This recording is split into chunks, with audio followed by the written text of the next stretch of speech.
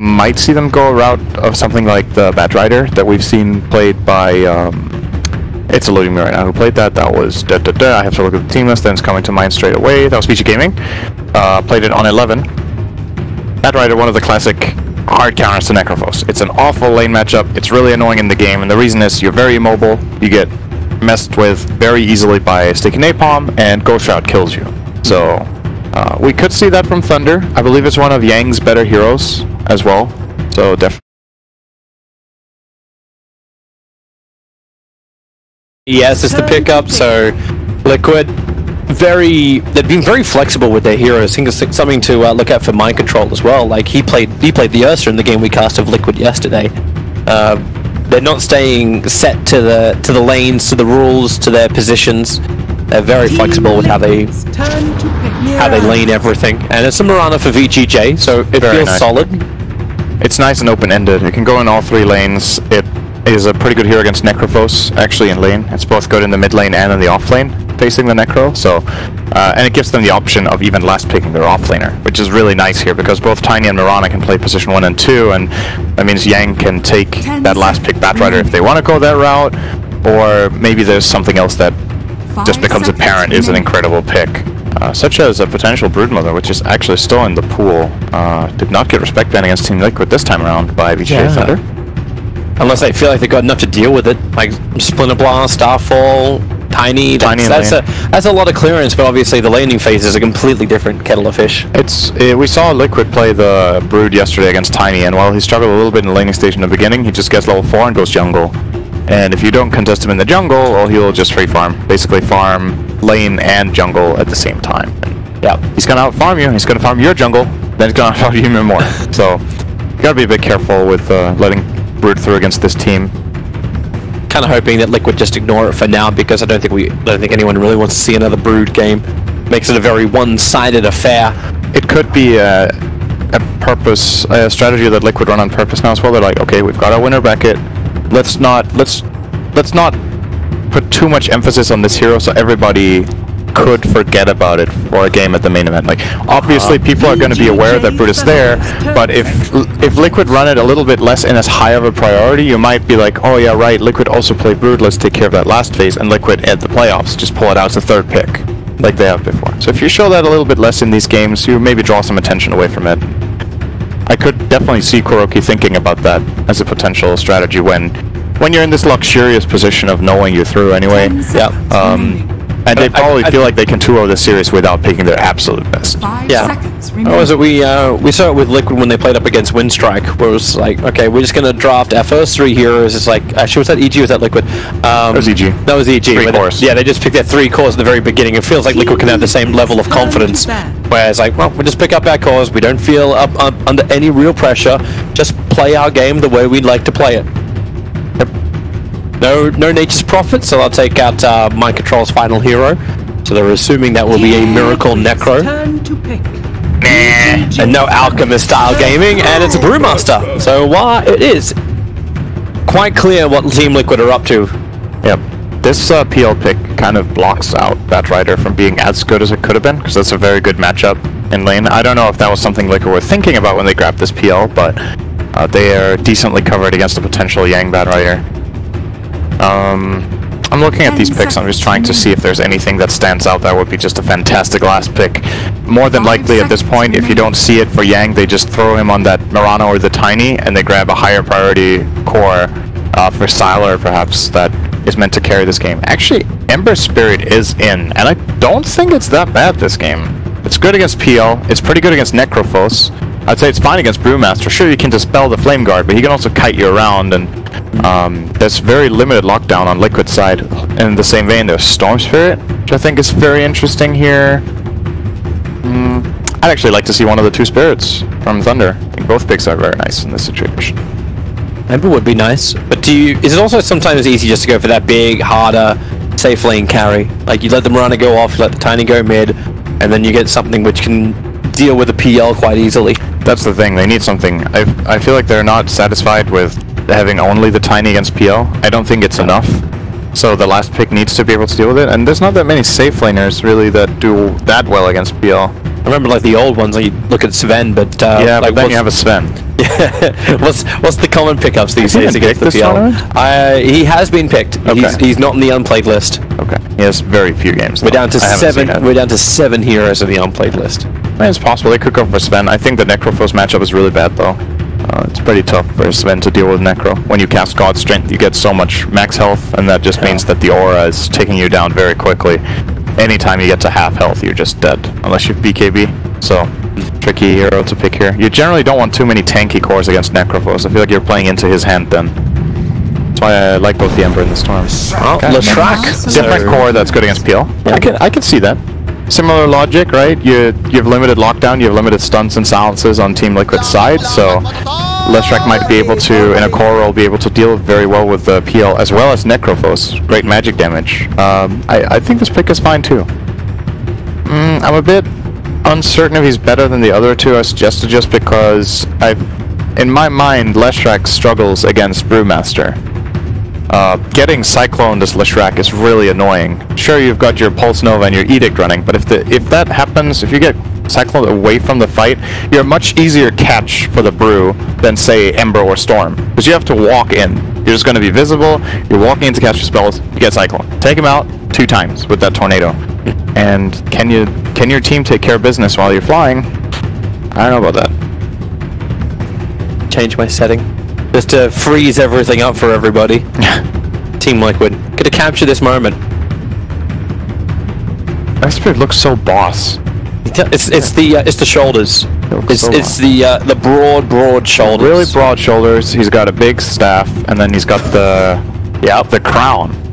And the big jewels. Like, honestly, look at this guy. The crown looks even better because you've got the tree that's frozen behind him. Yeah, it looks like it looks like he's got like a flowing hair, like one of the pharaohs. Yeah. It looks like like Pharaoh spirit.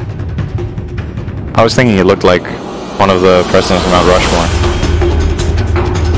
We're not in that country anymore. No, but he could still look like it. He can. You cannot talk about the U.S. when you're... Oh. Is it? No, what do you mean? I don't know. Let's put a wall in that conversation. Alright, let's check out our lanes. Good luck for me, camera work as well in this game. Mind Control going up on the top lane. It'll be the Brewmaster, Matubman into the mid as Necro, GH rotating ES. Kuro will be the Vengeful Spirit, and that puts Miracle on the Phantom Lancer. And as far as VGJ Thunder go, Yang is going to head towards the off lane as the Tiny. This will allow Sylar to take the top lane as the Leshrac, Fade, Wyvern, DDC Ogre, and that then leaves Freeze as the Mirana, who I assume will be moving in towards the mid lane. Yep, definitely looks well for now. Yeah, for now he is probably just gonna go for maybe a first blood attempt. Perhaps the DDC wants to skill the Fire Blast to set up an arrow, but it doesn't feel very good for Ogre to start with that spell. Like, a lot of the time it's pretty bad. So even if you go for the play for potential first blood, if you don't get it, you regret it. You gotta land that kill, and as it looks, nothing is happening. Look, are not coming up here. They're very adamant about protecting their bottom rune, apparently. That's a very important rune in this game. Maybe they're thinking that VGJ were going to be looking for a bit of a fight, but they're marking their territory, literally. Yep. And contest time. Miracle's moving forward, 5 seconds. Yang, he went for the tree to begin with, so he can punch into Miracle, but okay, VGJ Thunder don't want any part of this, and this will now be 3 runes going the way of Team Liquid. Yep. They ended up getting 3 runes that way. That worked out really well for them, and they even get the block mid for Matumbaman. This will be an interesting lane to watch. In my mind, this is a Mirana favorite matchup. Mirana, one of the better heroes against Necrophos in lane, just because you just attack him all the time. Necro doesn't have the best attack range. He's sitting at 550, which isn't bad, but it's not the 630 of Mirana, so she just outranges you all the time, hits you. And if the creep waves are placed in a good way, you can even do it without drawing aggro. The MVP for that lane for Freeze was actually Matubman's creep that he didn't block, that one melee creep. Yang's already starting his TP away. He goes to a tier 1 tower, however, because this defensive tri-lane from Team Liquid. So Liquid almost feels like one of these teams where, like, we always thought this is a 2-1-2 meta, but they don't like to play by the same rules. This is the second time we've seen Liquid start 3 heroes in Miracle's lane, and then shortly after they leave and reinforce mind control. That was when they were babysitting when Miracle was Wraith King, I think, yesterday. Exactly. That exact game. That was against Windstrike, I believe? I believe so. GH, rolling boulders up. It was looking for DDC, but DDC turned around and walked the other direction. But it gives the early levels to Mind Control. Actually, Mind Control was on Brewmaster that game too, because they waited till he hit 3. So then there was a 2 points up in clap. GH rotated over, and they found kills on top. Yep. This lane that they're facing is not easy though. Ogre Leshrac is a really strong lane against 2 melee heroes. Against melee opponents, it's a lot easier for Leshrac to hit his stun with the anticipation of when heroes go for CS. GH isn't giving up on it though. It's not gonna happen. They're not killing an Ogre in this lane. Not yet, at least.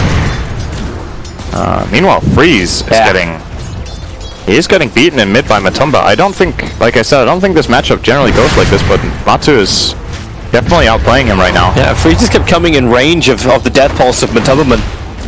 And with the creep wave being kept alive by the Death Pulse, they just kept going for it. Top lane, stuns over on GH. Silent will miss his split earth, and then GH decides to turn around. Rolling boulder forward. First blood is spilled. Mind Control will claim it, silencing for a rebuttal, but GH has the life through the stick charges and then the salve as well. Yep, like I said, Ogre shouldn't die in this lane, but he just did. It happens when the secondary stun doesn't connect. Exactly. Like, it happens if you miss the Leshrac stun, because generally when you're playing against 2 melee heroes as Lesh, you're really happy. When they go for a CS, it's very easy to land the stun, or they have to sacrifice CS all the time to fake and try to bait your stun. And if they commit onto the Ogre, Sylar should definitely be able to connect the stun on at least one of them. Not sure if he got greedy before and tried to hit them both and failed, but, you know, just go for the basic stuff and you're going to be fine in this lane. like he was just short of range in the last one. Other lanes going pretty well for VGJ Thunder. 14-5 for Yang on the bottom against the 8-1 of Miracle. So even with the defensive trial lane that it started off on, they didn't stop the CSing. And Freeze is playing catch up. Like, he's still 6 CS behind Matumberman. He's having to ferry out a lot of regen. Look how far behind he is on gold. It's one thing to be 6 CS behind. He's 700 net worth behind. Okay, it's all of this extra regen that he has to buy, whereas Matumba, he doesn't need to buy any. He's just going double null into phase boots, because he's regenerating from just killing creeps. This is how Necrophos generally wins his lanes, is on that economy. Yang's really hoping for a good punch into Miracle. Drop him down. He's only got one Tango left, and no, into the Arctic Burn for Fade. They could dive through this. The tree will connect on Miracle, but he's got the life to survive. Go to rest. It was the pull from Kuro that allowed VGJ to get so aggressive. And Miracle's low on regen too. He's probably going to have to send out some tangos and maybe even a salve, because they're going to keep harassing him. Every single tree grab, Yang will lay into this Phantom Lancer. And if Miracle's floating these 250, 300 HP, he can actually die if Yang gets the point and toss on level 4. He's bringing 6 tangos now. But the Splinter Blast from Fade is becoming more and more of a nuisance, and with the Avalanche, Kuro can't survive. Yang can finish the job. Well, Fade can finish the job while Yang is stunned up. DDC, now he's the one to be initiated on up on top lane. Sylar wants to land the stun, but he got hit by that boulder of GH, who will then roll in. Sylar body blocks it up. So Liquid, they're doing heavy amounts of damage with Clap coming off cooldown now. Mind Control wants to close the distance on the target. He'll find Sylar. Wyvern begins his TP over, but it's actually the Earth Spirit who dies first with the Arctic Burn. He's still slowed up, but Mind Control just can't outrun this. Ignited up, and the kill will go the way of Fade. Probably wasn't the intention, but the result is still good for VGJ. Yeah, they got to be careful with this Team Liquid. If these top fights draw out for this long, the Leshrac gets to cast multiple split lightnings. Especially for the 5-minute bounty runes who are now coming under contest. TDC wants to fight more with Fade.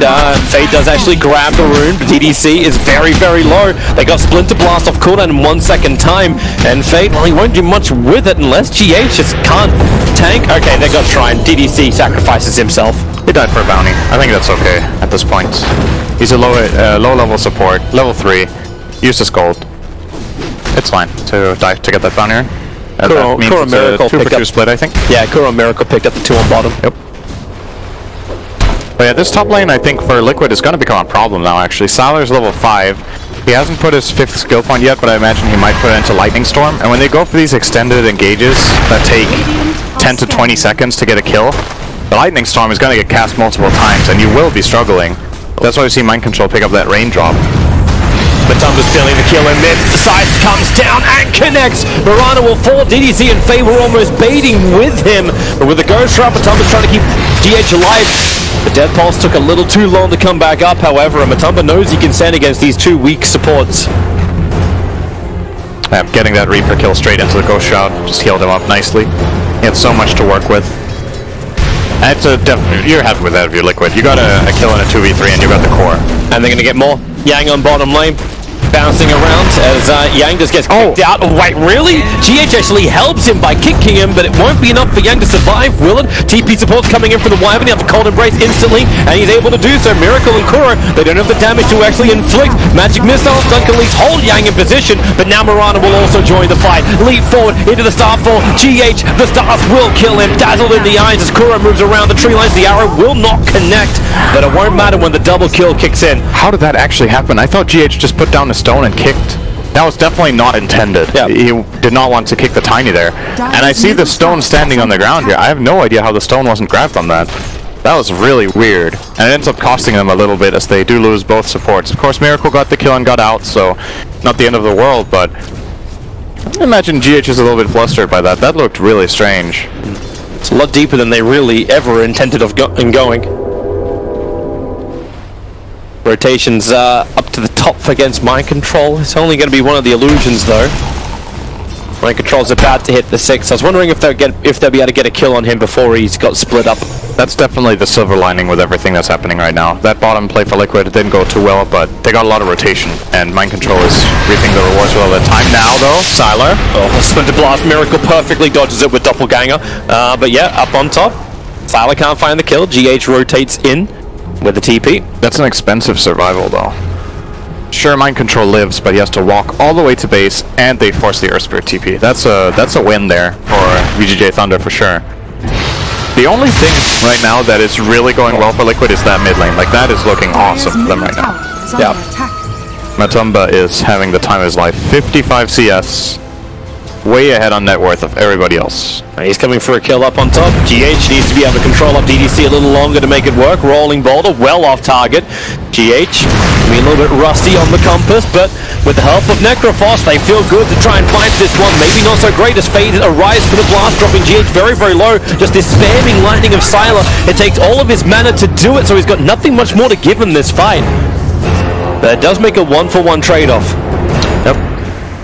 Matumba had the Reaper Sight the whole time there. He finds it not worth it to drop it on the support. Could have put it on the Ogre, but it's a relatively long cooldown even with Arcane Rune, and he wanted to save it for a later time. Right now he's going to be aggressive on Freeze in mid, sitting on the Phase Boots and closing in on the 40 damage talent. That's when Necro starts getting really scary in lane to just stand against. Every attack of his will deal massive amounts of damage, and you add that to the tower push that he brings, he's almost got the mid tier 1, just this consistent pressure that Necrophos can push, and with all these rotations from the Mirana to the side lanes, this is the big win for Liquid once again. This mid lane he keeps gaining, and in return that makes space for Miracle. Yeah, and they're going to try and do something about it now. VGJ, as you said, the never-ending pressure from Necrophos. Matumba just keep pushing it up. But VGJ, they two-man smoke in. DDC needs to connect on this stun to make it work, and he runs underneath the tower. Matumba, either he feels it or he sees it coming, but I think he feels it because they don't have the vision to see it coming. That was also pretty bad timing from DDC, running into the tower when he did. The creep wave of Matumba's was not in a position where it was likely he would walk forward to get CS. Oh, they find an easier target. Mind Control, able to force the Brewmaster split, or maybe not. Stuns are out, and Brewmaster now starts to split. But cannot get it off in time. They're chain stuns. Perfect timing from VGJ on that kill. That and the 10-minute runes. Okay, never mind. Kuro and GH are posturing on bottom. It's a 2-2 trade again. Yep. Structures are fortified. It's like Freeze doesn't have time to go and get the top one. He wants to try and go and deny the mid tower, or at least get this haste rune. The tower's already gone, so Matumba's gonna force a leap, and that's kind of the end of that. Matumba shouldn't be able to run that. He's really posing though. Getting into his head with those aggressive plays. Mind Control drops an Observer Ward right on top of the sentry. Obviously VGJ Thunder will not be aware of this. They have their Observer Ward deeper behind that top tower.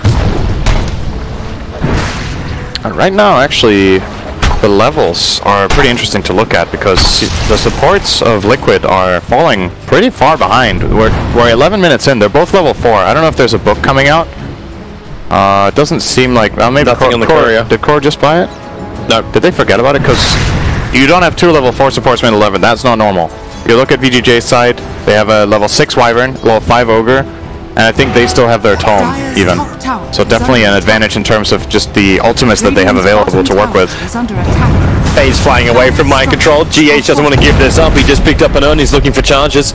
No TP support coming in. In fact, it's just Fade TPing out, but the side from Matumba moves over. Radiant structures are fortified. Ensures the kill. The trade-off will be the bottom tower, so Yang was beating into this, but Liquid are getting the same trade on top. Well, it's pretty even across the board, but once again Matumba is involved, gets another kill, gets some more presence in this game, and he is getting really farmed, going for the expected hood build against Leshrac, as well as Tiny, and now he's working in toward the Veil. I think he actually has it. He does have the Veil, it's coming out right now. Fully completed. Very farmed Necrophos minute 12. It doesn't get much better than this. Still even has his Fairy Fire that he bought in the laning stage, and that could make a difference later with Ghost Shroud, so even extra little bit of health for the coming fight. And you gotta wonder for VGJ, are they gonna try to force the issue here and take a fight, or will they just let Liquid pressure the lanes, slowly but steadily take control of this? They've taken those 2 towers, and Miracle is just getting all the space in the world as a result. He has 74 CS all of a sudden. You may have an answer to that question, considering Yang just picked up a Blink Dagger, so this is that time to fight. Sylar moves down to the bottom lane to be with them, and if Matumba shows on the lane, like, they're away from the Radiant Observer Ward for now. I don't know if they kill him. And they Moonlight Shadow. They Moonlight Shadow to close the distance. So, initial stun must connect to kill off Matumba, but they then still have to go through his resistance. Avalanche, toss, he's got 9-1 charges available, and GH arrives for the perfect double kick. Arrow will not be able to hit from Freeze just because this, but Sylar, is the damage still enough? He has to back off. He's so low, he's actually ticking out to the urn. The TP out should not, no, it's not in time. Double leads from Freeze, rolling boulder in from GH, but Freeze is in the tree line TPing. Akura catches up to Yang. Magic Missile, Wave of Terror, drop the armor, look for the follow-up. They're a little bit too far away, however, so Yang is able to blink away to safety. That's such an amazing read from GH. He had a feeling that Matumba was in trouble, so he TPs down there and he just gets in position and waits. And the moment the jump comes in, the instant barrier, GH rolls in, get the stun silence combo, and they turn it around. There wasn't even a Reaper ready there from Matumba. If there was, I think they grabbed 2 kills, just straight up. But still a big win for Team Liquid in this situation. And again, let's remember, it's just that Phantom Lancer farming. VGJ Thunder aren't really able to pressure Liquid much. That move on Matumba Man was a good attempt, but I think they needed Freeze to be closer when they went for the jump. And since he wasn't, they got nothing out of it. It's more time wasted and more time and more farm gained for that Phantom Lancer. And there's a lot of sustain on him as well. It's the fact that you're able to already buy the hood is coming out in the courier at the moment. If they can pick that off before it actually reaches PL, they'll have a better chance of killing him off if the delivery does come.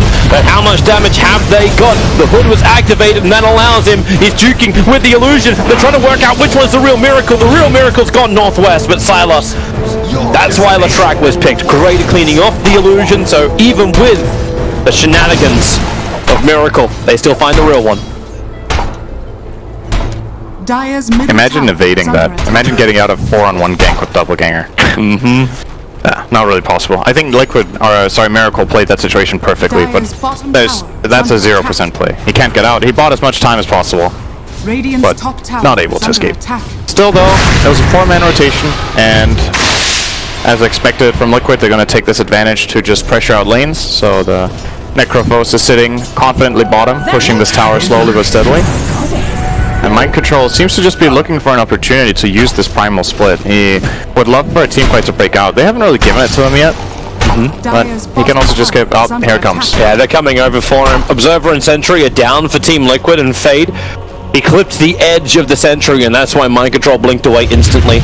They may not be so lucky, however, when the arrow connects onto Miracle. Leap forward, he was farming up the Ancients. Sylar was ready for him. GH wants to try and come be part of this fight. Turns on the magnetized battlement. Scythe comes down. It doesn't find the instant kill, but the kill is still the result. Freeze leaped in to get that last connection into GH's Kuro. Yes. Yeah, that's the ultimate kill snipe with the Wave of Terror. I can't believe he got that kill. Just clipped the edge. Yeah, and they expect there to be a dire ward here because of the way they engaged on Miracle, and they'd be right in thinking that, but Kuro doesn't find it. It's on the lower half of this area as he covers this, but They actually have 2 of them. In fact, there's 3 real nice deep observer wards for VGJ Thunder at the moment. And then 1 defensive one which just times out. so once again Miracle is taken down. They are delaying him a decent amount, but again, it comes at a cost this time. They lost 2 cores, both Sylar and Freeze for that, and while you do get Miracle and GH, it's a relatively even trade actually, because Liquid is the leading team, so the kills do give more for VGJ Thunder. But Matumba's becoming an absolute boss. He's going a Radiance build on this Necro. Don't blame him this game. He's having a good enough game. We haven't seen the Radiance Necrophos that much in this tournament, because I think a lot of the time you're better off going for more defensive items, but he hasn't really been counterpicked that hard in this game. There's some problems, but he solves them well with Hood, and if you're doing this well in the game, you might as well turn into the true carry of the lineup actually. He is the position 1 for now. Well, they're going to try and kill that position 1. Smoke into Smoke Gang. Kora is going to be the first casualty of war. They'll get a start off, and actually being the only one to die would be the biggest victory for Liquid. The tower may be the extra one to die. Very quick reaction from GH there on the stun and silence, but still couldn't keep Kora alive. Oh, Mind Control's finally going to get his wish. Oh, A reason for a Brewmaster split. Scythe is off cooldown at 8 seconds time. This is the new Enigma, you know? It's the threat of the split. He's not even using it. It's like the black hole where we're like, oh, it's Enigma, it's right, so you get a good black hole off, but at the same time you can have a huge impact in fights by just walking in close and being a threat.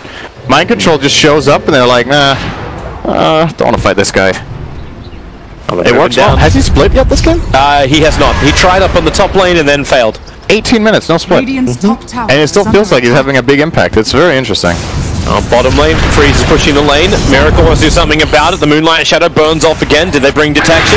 They'll need it. The curse is out, and poor Vengeful Spirit. The arrow flies into. It actually helps to not kill off Koro because Miracle didn't attack in. Radiant's bottom tower is under attack. Raindrop keeps him alive there as well. The Splinter Blast would have got the last hit, but I think you're right. If they don't arrow, he might have died anyway. So a bit of a mistake there coming in for Freeze. He's probably just hoping to hit into Koro, but the PL was... That angle did not exist. Yeah. So... Basala got time up on top lane, so they're building Leshrac bigger and bigger, trying to get him towards this Bloodstone. Yeah, this is... I've been talking to some of the other people here about Bloodstone. I personally find this item to be pretty weak right now, and Leshrac is the only hero that I really like the item on, actually. You know, historically we've seen it with success on a hero like Storm Spirit. Maybe it can still be like a 5th, 6th item on Tinker, but it seems like such an expensive build-up, and it's so snowbally. If you have 1 or 2 bad moves and you lose to charges, it feels like you've wasted your game away. But on Leshrac, he uses the mana so well to farm. It's really, really impactful on this hero, so I like to see Sylar going for it, and he's getting a good timing on it. This is a 19-minute Bloodstone with drums and wand. Yeah. So he's got it going for him, and if he keeps farming like this and gets to this BKB, look at this Radiant lineup. He'll really kill him, actually.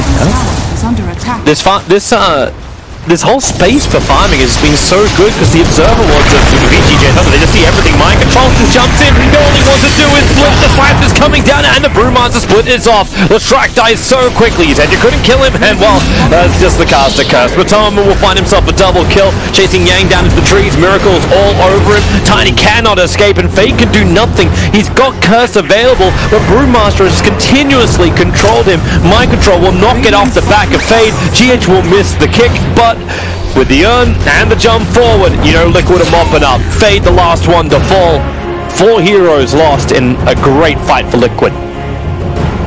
In all fairness, Toby, I did say Leshrac, they can't kill him when he has BKB. And he did not have BKB, and he got burnt real bad. Because obviously, you look at this Radiant lineup, they have ridiculous magic damage, so if he gets jumped, he's gonna die. They Veil, they cast all of Risk for his spells, and they Reaper him. I think there might have even been a Brew Clap in that one as well.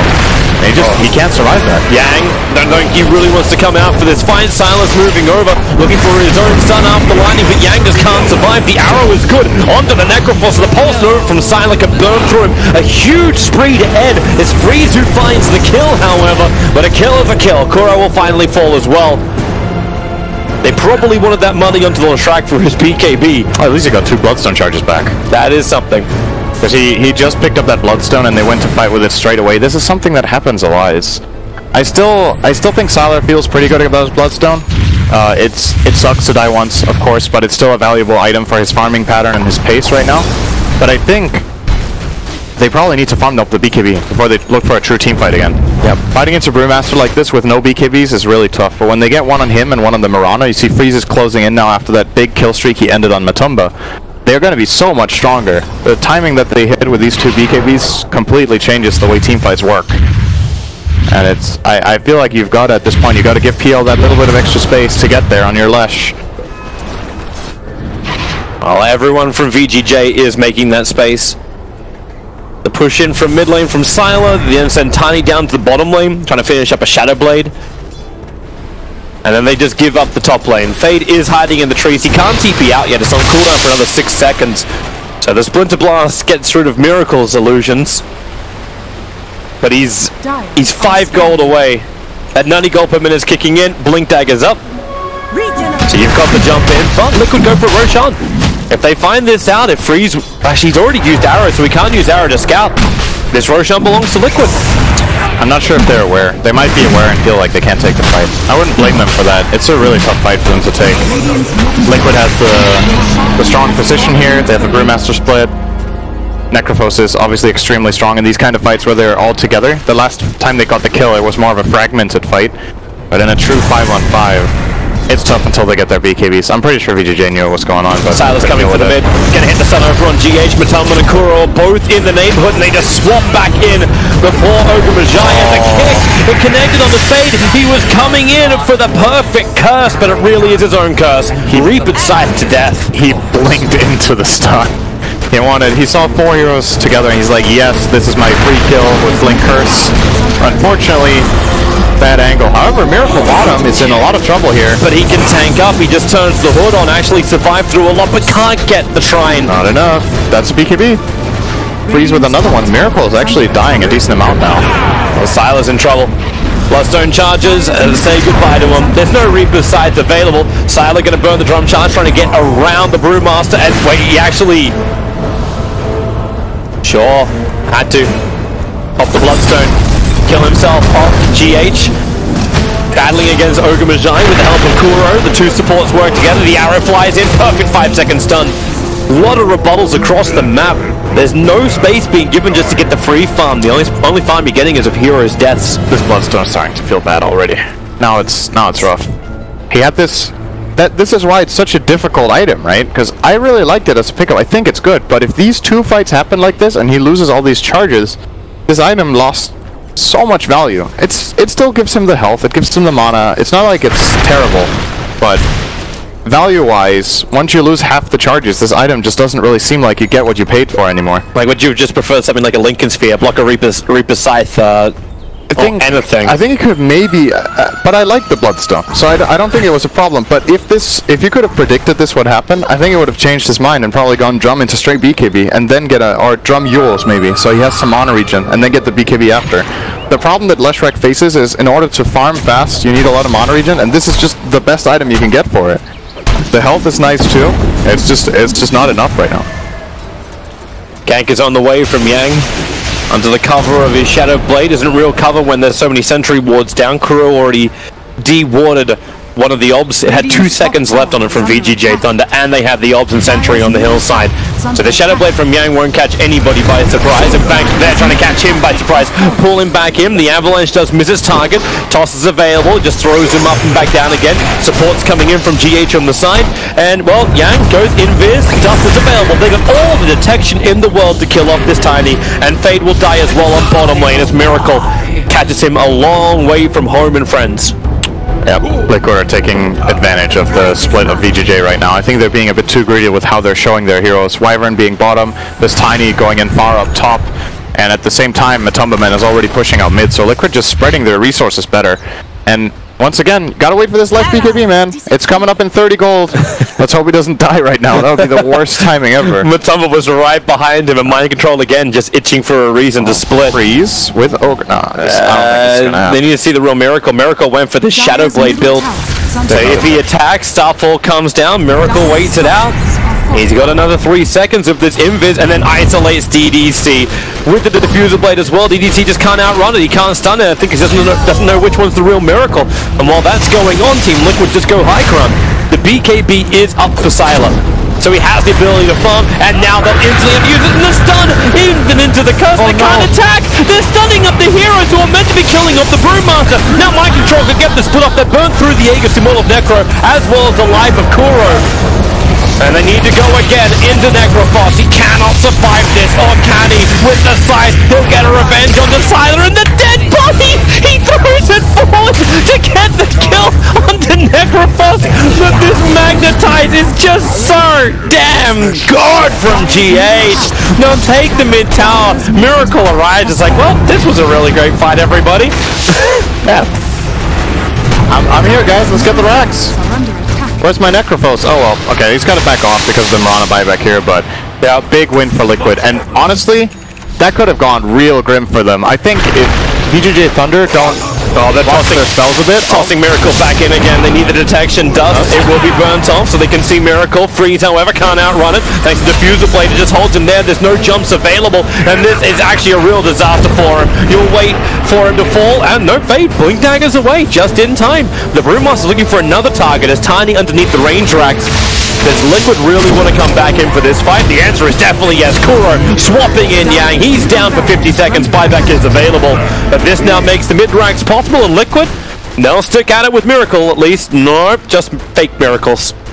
Look how quickly this snowballed. Like, the game was looking pretty close, and Liquid makes this aggressive move in mid.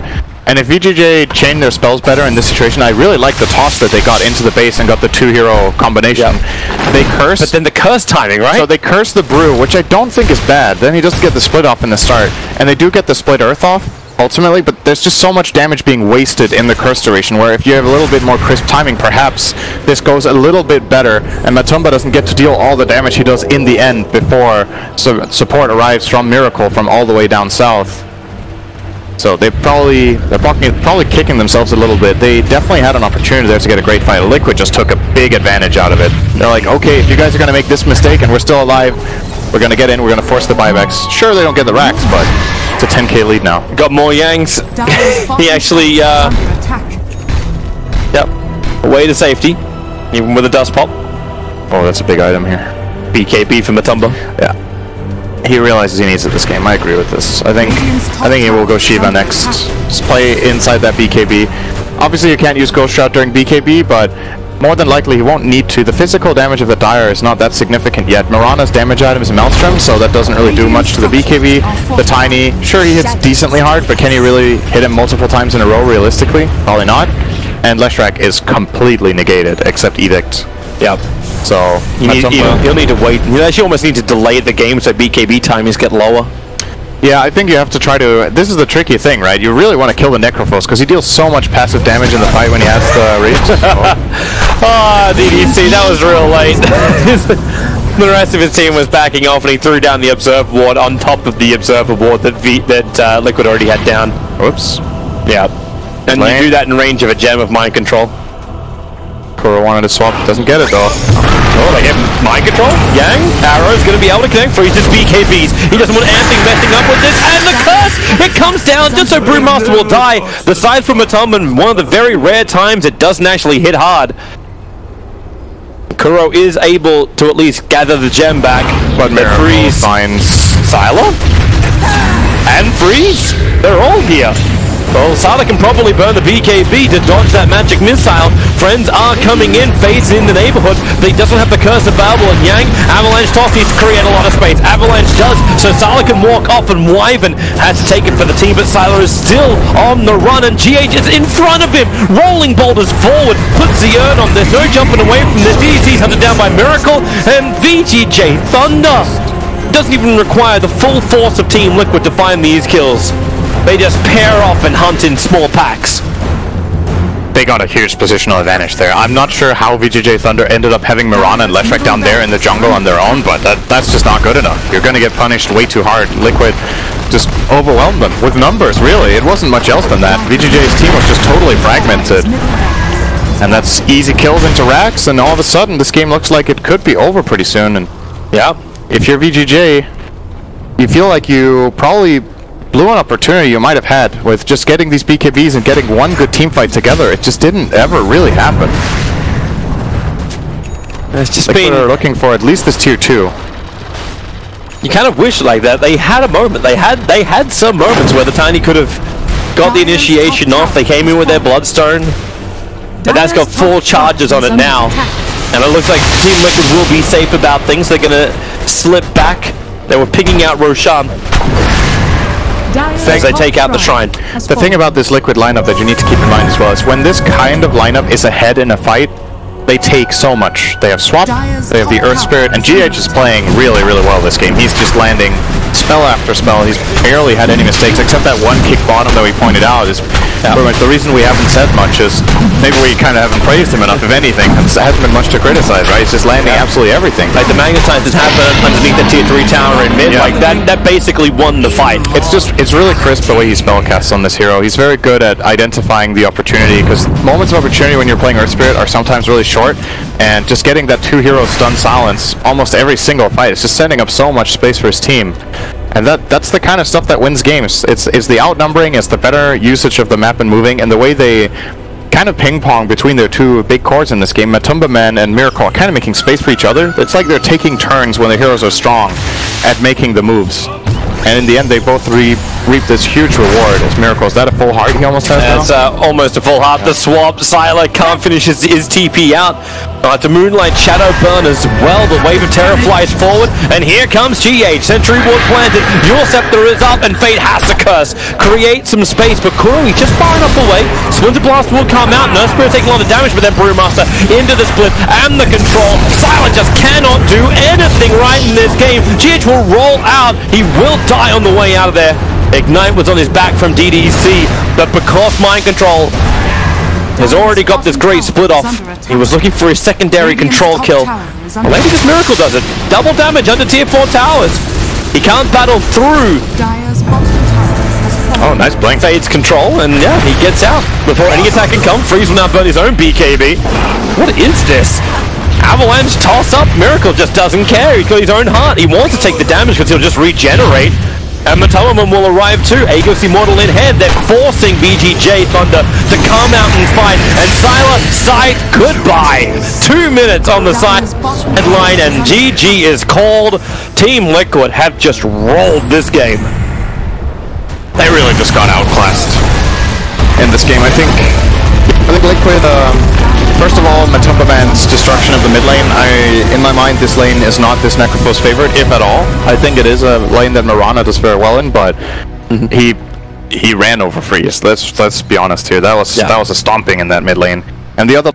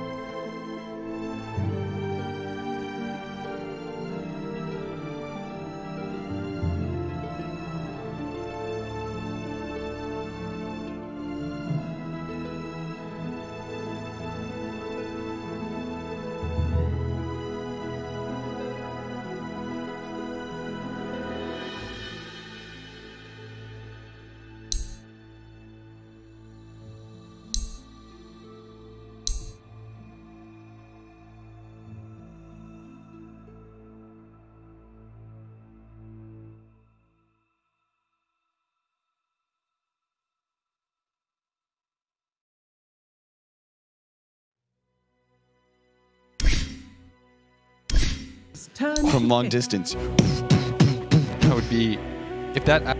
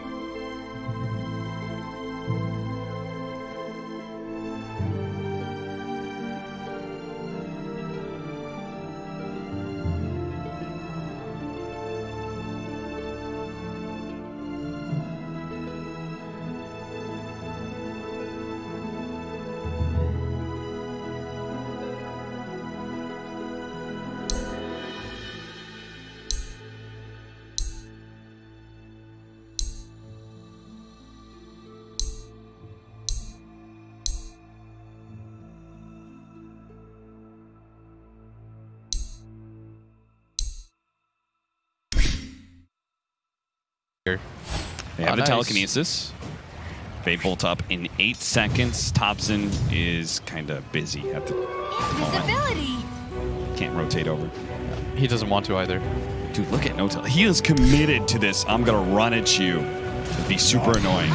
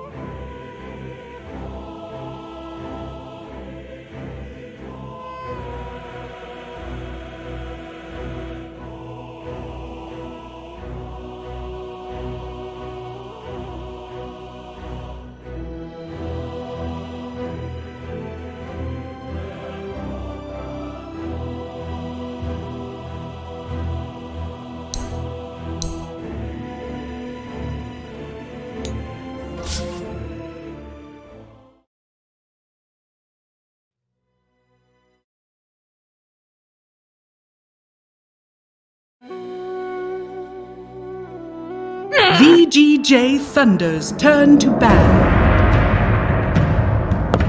Yep. Or head-to-head. They were 0-2 against Fnatic. So that means VGJ. So now Winstrike are 4 wins, and so is Invictus Gaming. So we could have a tiebreaker for last place in this group. An elimination game could be happening later on today, unless Winstrike win, in which case there's no tiebreaker. Hey, if OG let him pick Undying in the next game, then yeah, maybe it will actually be, and IG would be out in the first. Would you believe it? In the group stage? It's so hard to believe. Q getting last place at TI is... I don't think what's the worst result Q has ever got? I actually don't know. Team Liquid's turn. He was in C-Deck. They got second place at TI5.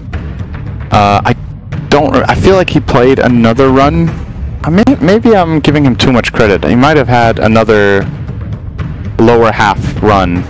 I do think he got another top 6. Something is telling me that. You should look it up. You have the reference machine. I already alt-tabbed once. I'm like, oops, I shouldn't be doing that. That's so you guys can see this wonderful draft. We have Necrophos and Pugna. We are looking to amplify everything from VGJ Thunder, but Team Liquid first phase pick up the Brood Mother with a Vengeful Spirit. So this is my theory from last game about why they didn't pick Brood. It's a bit out of the window. I was like, they might want to not draw too much attention to it. Whatever, man. We're playing for first place in the group. We'll show them another Brood. We looked back. Did EG win? EG won. All right, serious business. All right, Brood. It's like, let's just pick the hero we can win on, and then they'll give it to Mind Control. That's unlikely. It is very unlikely. Yeah, so obviously when you look at these picks from VGJ Thunder, you see 2 heroes that can't really kill Spiderlings, and they're both cores, most likely. So Liquid are like, okay, you know what? We'll put Brood mid. Let's see what you guys can do. And what they're going to accomplish is they're probably going to make VGJ Thunder... Necrophos is actually okay in this lane. He's going to farm. But he's not going to pressure Broodmother at all, so Brood can just free farm the jungle. They might look toward another hero and put Necrophos in the side lane. We'll see. We'll see what VGJ Thunder thinks. Just switch the Pugna around. This is VGJ Thunder, right?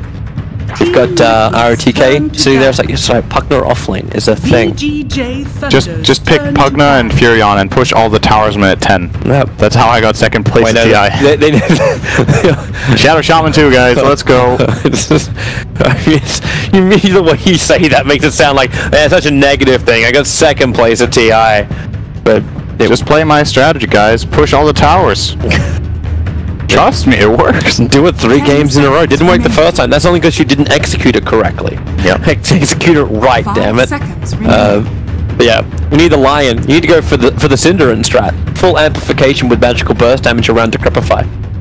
They could look for some aggressive plays with the Decrepify with a third core that uses it. I could definitely see that. What you need to be careful with is if you tunnel vision too hard on magic amplification, your lineups often end up being extremely susceptible to BKB.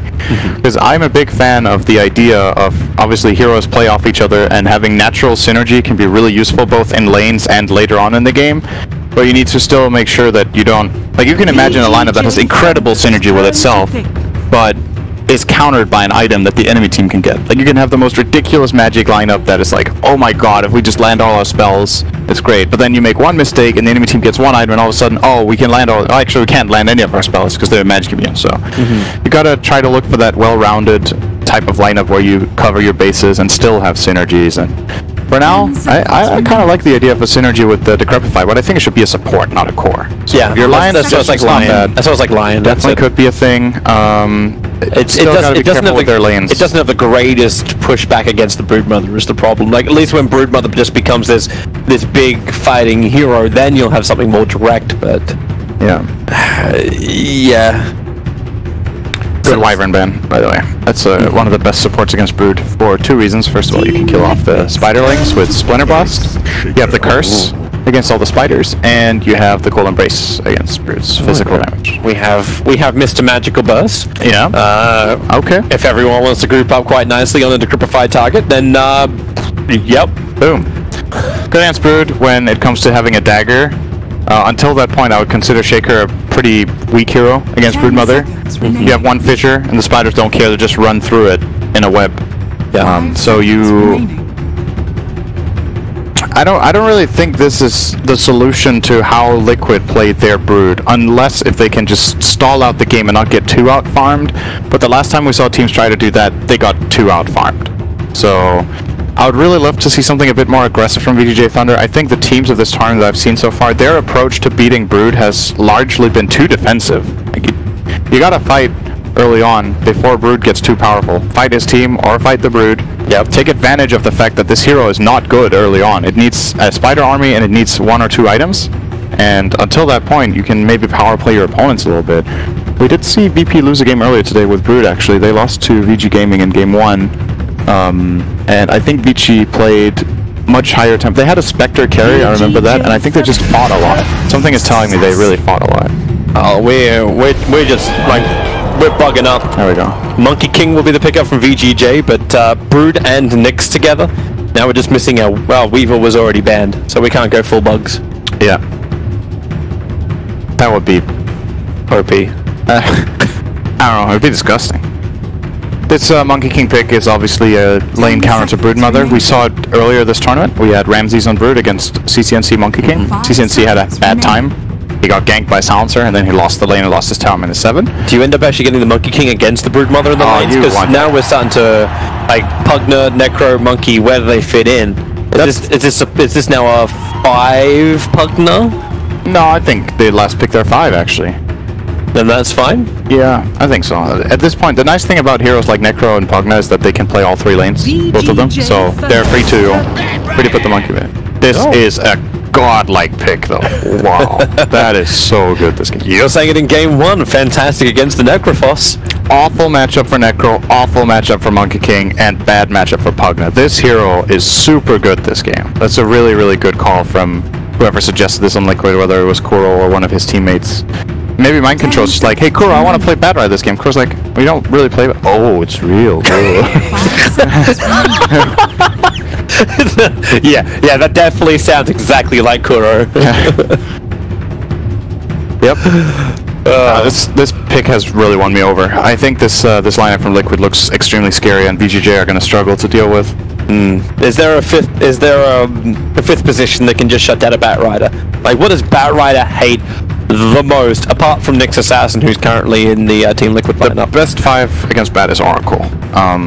Because you can just purge off the Firefly, or sorry, the Sticky Napalm, and you can false promise away the lasso, but Oracle's just a pretty weak laner. An Oracle Shaker support duo, that sounds pretty weak. Yeah. Like your lanes are not gonna hold up to the Brood's also pressure. gonna munch down the Oracle the second any kind of team fight happens. Into the backline is just goodbye. Yeah. That's tough. I feel like Liquid kind of trump card them with this Bat pick. And I'm just curious to see what VGJ Thunder do. So they banned out the Spectre because they feel like right now Liquid can make so much space in the game with Bat Rider and Brute that they could pick whatever they wanted for Miracle. I kind of think that's where we're at right now. Yeah. No, it's like, what do you want to play, Miracle? They could play Animage this game. This is the game. Oh, you're going up. Oh, there we go. We're not applauding an Animage pickup. This is the game. This is where you can play Animage. Right, that just give him something like the I won't say the Invoker. You just give him something comfortable. Animage. That's all. Dude, I just want to see it. Like this, I think it's not that great against this lineup. it's really not that good of a hero right now. But it's want to give it a win, right? Give it. Let's play a Slark then. At least we can tick off. Oh, AM is a way better pick than Slark in this game. Oh, that's because everything's better than a Slark. But not going to disagree with that one. That's pretty true. But it's the ability to tick off the 7 heroes who have not been played yet. I think Miracle's like, Kuro, pick me AM. I want to play AM. Maybe Miracle's like, hey Kuro, like I'll play Vengeful Spirit. You play something else. I'm looking at what else they could want to pick. So the Spectre would have been nice for sure. That's just let me look at the hero list. What does Miracle want to play? I'm trying to get inside the head of Miracles. Like, we're through, Kuro. We're gonna win this game. I want to have fun. Morphling? Juggernaut's in the pool. They're banning Phantom Lancer. Jugger is not bad either. That's actually also a pretty damn good pick this game. I could definitely see that one being Miracle's choice. Oh, let's see. Hey, come on, Kuro. I didn't think this one would be that hard for him. If I pick Antimage, you owe me a drink. Sure. They're free in the lobby. Not those drinks. Oh, okay. The deluxe drink. Mine the ones they only have out the back. They need to have the umbrella. Yep. If it doesn't have an umbrella, it's not a real drink. I wanted one with an umbrella and an olive, and I hate olives, but I just wanted to be there. So I know it's deluxe. In fact, how many drinks come with both an umbrella and an olive? It's like the opposite way. Like olive is culture. Like umbrella is like Ricky.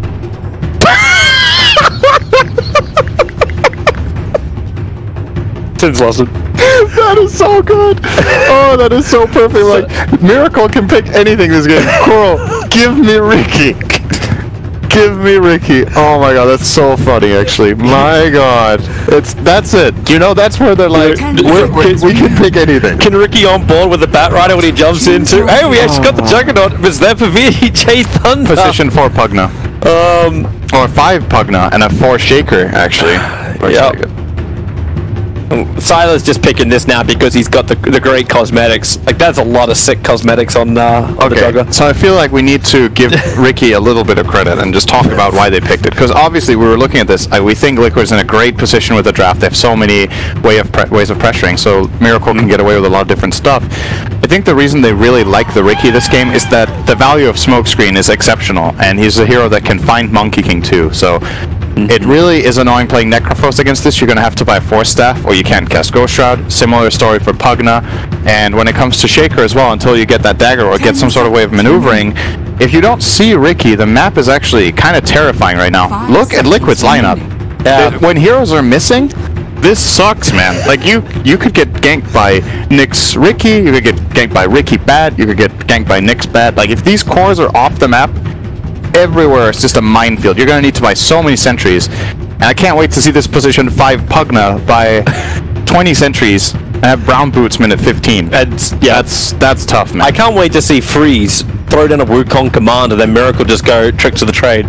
True, and then you get Circle on top of Circle, and there's no way that Freeze can stay inside of his own ultimate. That's a really good point too, actually. BSJ is going to be like maniacally laughing out the back, going, the crappiest hero in the game right now. BSJ hates Monkey King. Yeah, he thinks this hero is really bad. He does. He's really bad. BSJ, not the hero. Oh. Really? Got him. I kind of like Monkey King, but some of the things that BSJ is saying some of the things he's saying are definitely true. Like I remember you saying out the back before, like if the best player in the world can't win with Monkey King, is Monkey King good? Did I say that? Yeah, you were looking at the Nochi game at the time. Yeah, I mean Thompson plays an exceptional Monkey King, but there were other problems in that game. Thompson was having a great game, but nobody else was, and I don't think like you can't really put a hero like that and be like, well, if you're doing great, you should just.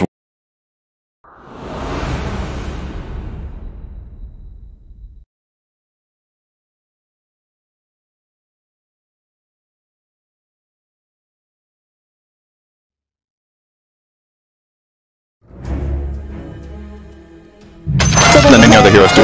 You can be doing really well in the start, you can get kills, you can get farm, but when it comes to team fights later on, 1 or 2 bad moves where you die, the drop-off of this hero seems a lot more severe than others. What the hell is that courier? I know, right? He's just such a happy kind of guy, but that's not even the courier, that's the Monkey King.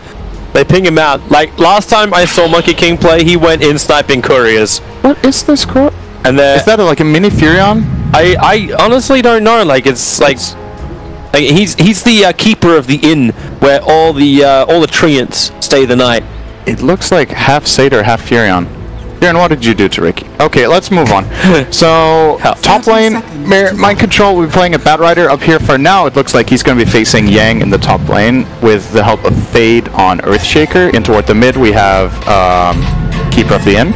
Bottom lane, DDC and Sylar will be playing as Pugna Jugger. Very nice natural synergy between these two heroes, obviously to Growth and Spin. Miracle, they don't know he's here, but he's bottom on Ricky for now. And they got friends. GH. Yep. They got friends. So he's body blocking DDC in so the magic missile can connect. GH will follow up with the impulse. Sylar, what are you going to do? You're going to spin for the rune? GH is actually going back for the rune so Kuro can get the first blood onto DDC. And Sylar, he's running home. He's running away. Miracle will be playing this offlane Ricky. Yeah, but he's definitely going to get farm priority. Ricky is the type of hero where if you're putting him in a core role, you don't want him to have nothing. Kuro's not giving up this chase. Okay, maybe he'll move because Yang is they're lane rotating. Yep, they want to face Bat with Jugger, but Liquid are reading the movement and they're mirroring it and they're crossing. And they won't know that Miracle's doing this until now. The waves are clashing bottom. Miracle's not taking CS. Okay, he's definitely crossing. Now we get the situation. Now you're going to keep mind gaming or not? Like, do you want to swap again? Looks like that is... Yeah, Sylar's turned around. Sylar's coming back down to the bottom lane while Yang will be farming it up because they got ES. Fade is currently getting free time as the Earthshaker on top lane. And Miracle's about to arrive in a second. And Kuro is waiting for a courier snipe in mid lane. And it looks like we're getting the same kind of move from DDC. This just feels like musical chairs is what we're playing at the moment. Yep. There's the first TP. So Pugna will come to the bottom lane to work with Sylar. He's killed the Blast though, not the Decrep. Decrep plus Spin has so much damage potential. Yeah, that's the lane swap. So Mind Control TP top, Sylar more likely going to follow him the moment he sees this Batrider top. And successfully, VGJ get the lanes they want. Sylar just needs to get into the tree line and TP top and not get stunned. It's very important he does not get stunned right now. Well, GH just used his stun for 10 seconds and Sylar just does the TP instantly. Yep. And Yang says hello. Arrives in. Mid lane, slide down and freeze. It's over between. Well, he was just prepping it up. 2 points in the Boundless Strike and Alright. Tip and tilt, tip and tilt. My teleman tips Yang. Good tip, bro. Well played. Tips him back. Well, it's a really nice day if you freeze. Obviously, a lot of that CS is Spiderlings, but he's 13-4. I don't know how much of it is Spiderlings. I think he hasn't killed a single one, actually. He is just dominating the lane. He's really far ahead on net worth. Getting that solo kill gave him 300. You subtract that from his grand total right now, and you can see he's still far ahead of the Broodmother. So a lot of just natural CS in this lane that... Yeah, this is a totally different story from the Brood versus Monkey King game we saw, I think it was the day before yesterday, or was it yesterday? It was yesterday. Where CCNC was playing against Ramses in mid. This one is looking so much better for Freeze right now. But this is also that time where you look at the supports for VGJ, and Earthshaker's got so much to work with as well. Like, he's already got his level 3. He can try and harass directly into Mind Control. Yang won't be so lucky. Trying to juke it out. He can't do that, however. DDC was a little bit too far away to help him out. This is an expensive lane for Liquid to run like this, though. They're tri-laning still with a Ricky and a Venge. Venge is level 1 as a result of this. And like you said, in the top lane, we already got Fade as well as Sylar, both level 3. They're chasing Mind Control. The Fissure is out. You got a level 2 spin, and this should be enough damage to kill off Mind Control. He can't take to the sky. He's got 3 stick charges, but Sylar just needs 2 more swings with the crit. No, Sylar, not like this, not like this, not like this. He's still regenerating the attack with the sticky napalm. Sylar's going to go down to Mind Control. He stopped his attack, Toby. He stopped it. He actually animation canceled. He can follow through with that attack even if Mind Control tries to fog him. Oh well, bottom lane. A lot more damage onto Yang. Yeah, a little bit more difficult when DDC gets the nether ward at level 2. They think twice about fighting. Yeah. Interesting choice, I think. Sylar's going again for the kill. Fissure's not available. They'll go into the trees. What, round 2? Starts to spin. The Fissure will be available. Mind Control will go straight over the top of it. Sylar can't reach him. The Dire Creep Wave's going to keep giving him the extra information. Not this again. It is exactly this again. The Dire Creep Wave's still there. There's no TP support coming up from the bottom lane. I think they're still looking for another gank, another fight. Oh, Fade? Yeah, he's rotated in, he'll miss the stun, and he can't even cancel the salve of mind control. What the hell is going on? This top lane is really something. Cloudy. That's quite something. Yeah. We have an illusion rune, scouting out Monkey King. Scouting out Broodmother, sorry. Scanning. Yeah. And this is a good job from VGJ Thunder, by the way, getting the sentry out this early against Matumba Man. So this camp that he wants to play off is going to be blocked until they reopen it. And we'll see if he even realizes, because if he clears this camp after 5 minutes, he won't know until 6 minutes that it's blocked. Let's see. He is just going to be on time, so he will know that this is indeed blocked. His pilots are even waiting, and yep. Oh, MC got one. He keeps running down Fade. Fade has the fissure. He's going to get this rune. Yes. And that's 5 sticky napalm stacks, though. Like, if Mind Control has managed to dodge death so many times, he won't kill off Fade. Bottom line. Dire are scanning. There's the crap. Saving Yang for the moment. Dire's He's still got 10 stick charges as well. But no point in Ghost Shroud. He's going to scale level 4. Yeah. He has that in one creep, and then he's going to be... This is the price you pay for playing tri-lanes. The levels on Liquid's heroes down here are not that hot. Like Kuro level 2.5. Miracle's level 4, GH level 3. It's not too bad, but... Middle tower Mind Control's hunting Sylar. Sylar's already used his spin, but he'll be okay. Fissure. Bottom lane, yep. You get the stun off. GH trying to go for the run. Spike Carapace was just up long enough for DDC's Nether Blast not to have an effect, and Miracle throws down the smoke screen to try and create some space, but GH is regeneration. And he's even going to salve just to be safe. That was not necessary, actually. But that's fine. He can go Shrine. With his buddy, Matu. And Kuro. Probably going to 3-man Shrine here. Keep Miracle bottom.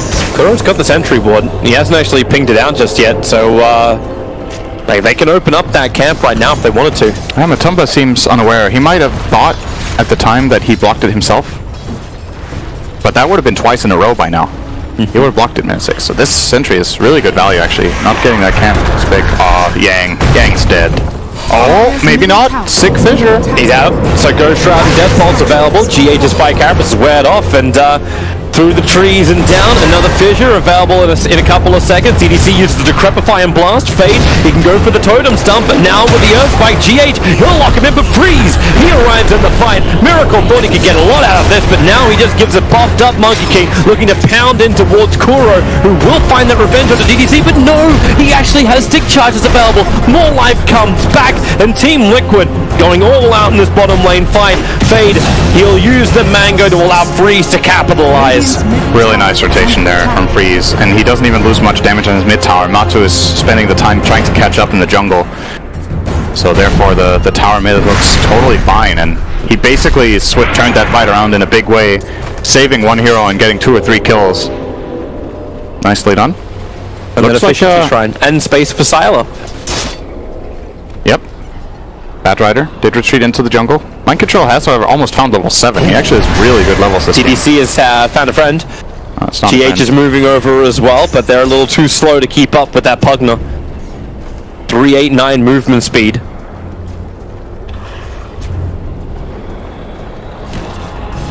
And maybe it's time to start taking some of those towers with DDC. A lot of tier 1 towers still up. Restrict that area. Dire's middle tower is under attack. Double damage. I'll give it to Miracle. Part of that play. They're letting Freeze deal a lot of damage here in mid. He's gonna have to back off now that GH shows. Actually, I don't know about this one, man. Okay, he's retreats for a bit. He's a little down. Miracle. Okay, they waited long enough. Now they can actually put down the smoke screen. Monkey King not escaping, not with the double damage rune out. The TP, whoops, can't come in fast enough from Fade. I'm surprised he didn't see this one coming, to be honest. I mean, it's obvious for us, right, when we're watching this. But the bottom lane's empty. Decrepify Blast, Mind Control very quickly TPs away to safety, all the way home as well. Yeah. Yang was left alone bottom for quite a while. This was a really big rotation from Liquid, but getting the Monkey King kill makes it worth it.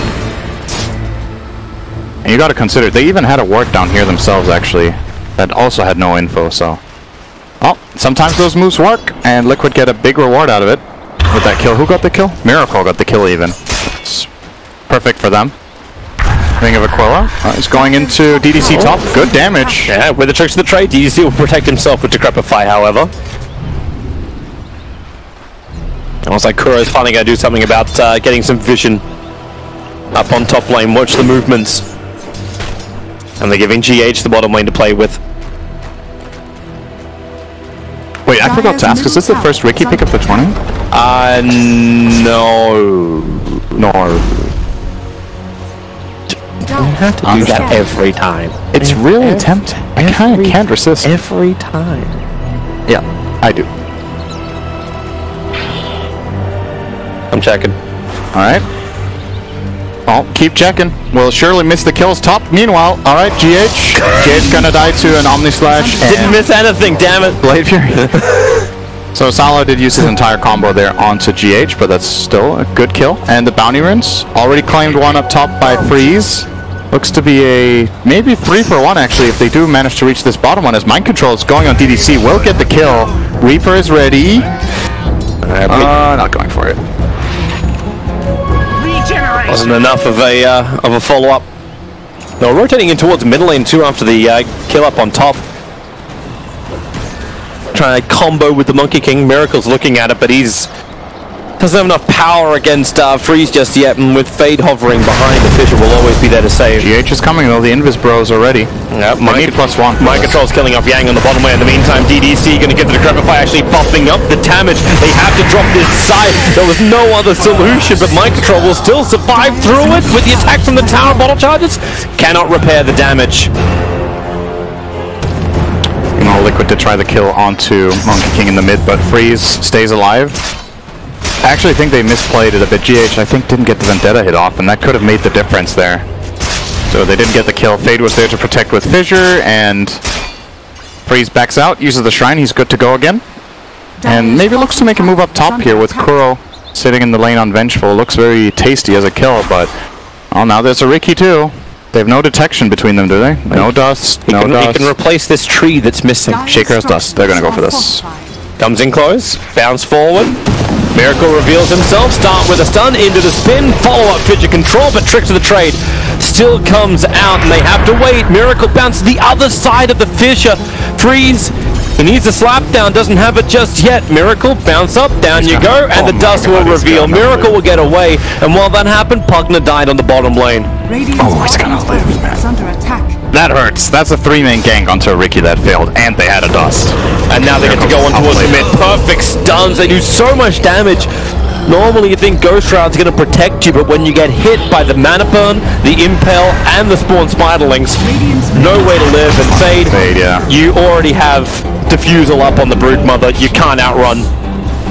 This game is swinging in a big way right now. That is Matumba Man being online. This is what Liquid have waited for. They bite their time. Bite, not bite. Don't bite time. It's not good for you. Oh, Kuro in trouble. Now the boss is able to connect. Freeze, very uncertain about this, bouncing around, affected by the wave of terror. And then, oops. Ow. Was it painful? I'm not sure that would have been a kill anyway, but the mental damage is there. Missing that stun that sucks. Silent. Oh, Miracle, he got the trade-off. They're starting to spin. They put a second sentry ward down. Miracle bounces down to the crew wave, and then Fissure from Fade. Slam him into the next life. You're not gonna Houdini yourself out of this one. That's the limit right there. Not even Miracle will get out of that situation. This Courier's going in so deep. Does GH? The trees are whistling in the breeze. Kuro's gonna find Freeze instead. That Vendetta Nyx will take some time to get there. Top tower will go the way of Sylar, while Mind Control is creep skipping out the bottom. Doesn't have his Firefly, however. What's MC building? So he got the hood. Is he going to finish pipe straight up, or is he going to go for a dagger? I'm pretty curious to see. So this is a trend we've seen in the last year, that bad riders don't really rush dagger very often anymore, and instead go for value items that make you able to sustain in fights, so you can be more than just a blink engage, but actually be a hero that runs around, tank spells. Matumba starting on Freeze. Slime down at least finds a little bit of space, but here comes GH. Yang TP's in, but it comes way too late. Now this just becomes a potential number kill. Fade, Echo Slam wants to let it rip, but the stuns around. They only have a couple of Spiderlings around it, but they're tagging into the Necrophos. They'll have to go Shroud and Dead Pulse out. Matumba just waits for it before he throws his Spawn Spiderlings into him. Really nice stun from GH in that situation. That could have got really scary if Shaker gets the Echo off, but Stops it right away. Man, this Ricky taunt is... The taunts that play music are so weird sometimes. The music doesn't fit the moment. TH found a new target. DDC hits with Vendetta, follows up with the miss stun.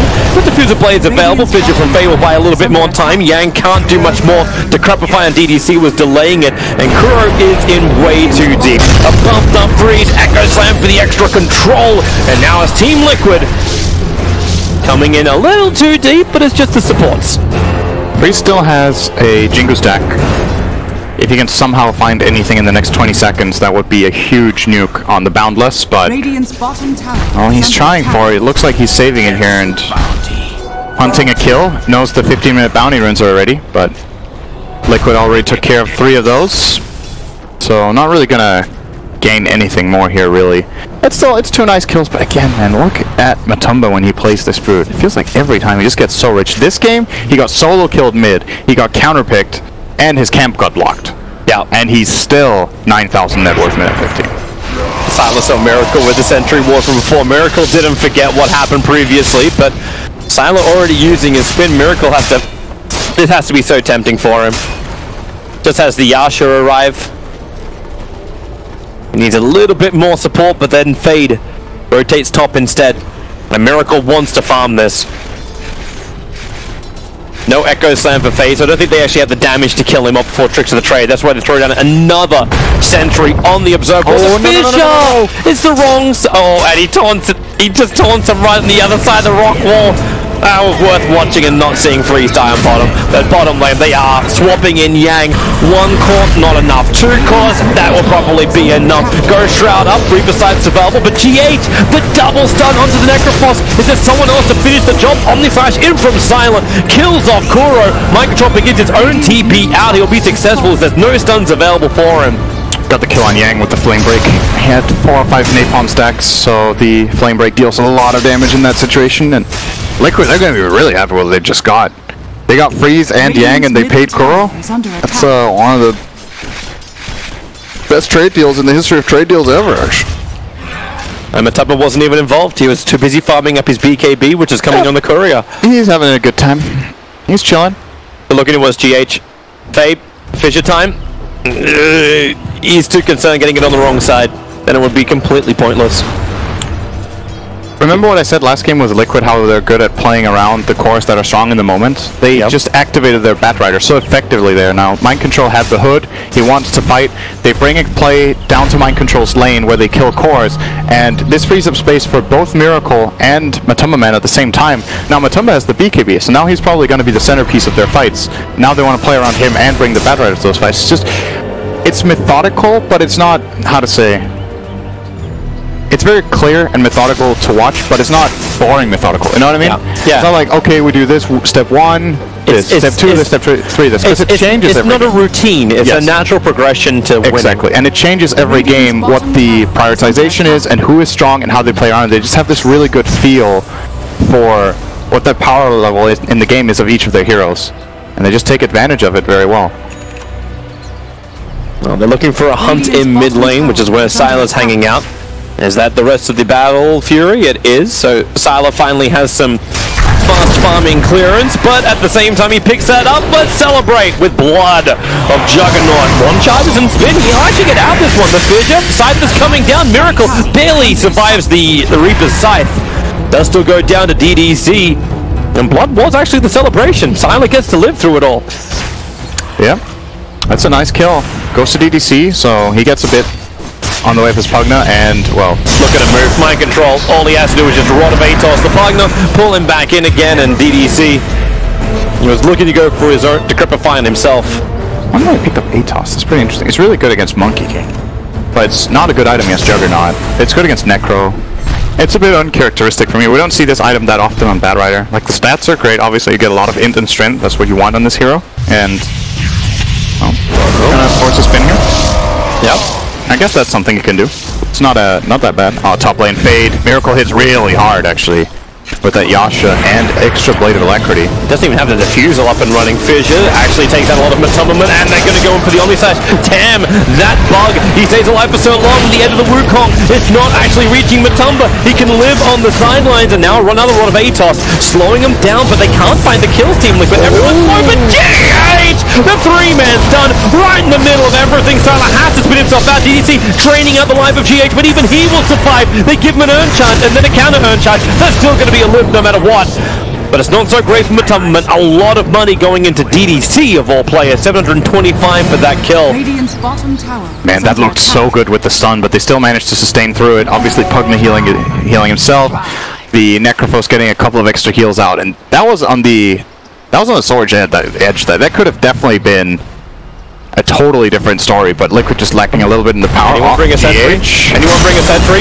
Mind Control wants to go for the kill. The slap down's there. Freeze, ready to bound in, and he goes up. GH by Carapace is slowing down the fight. Kuro's also arrived in the engagement, so DDC with 2 sticky napalm charges. He just can't survive. Mind Control burns him in the fire and the flames. This just does not end. It really doesn't. Oh, Fade. Echo Slam on a single target. Thinks it's going to be enough, and it will be. Oh, yeah. It will be. Cool. Question is, I mean, can't blame him for it, right? Got to get the kills you can, but... Yes. He would have probably loved to get the kill himself, because you really need this... I think the biggest problem for VGJ Thunder right now is that their team fight is... They don't have that dagger on Shaker.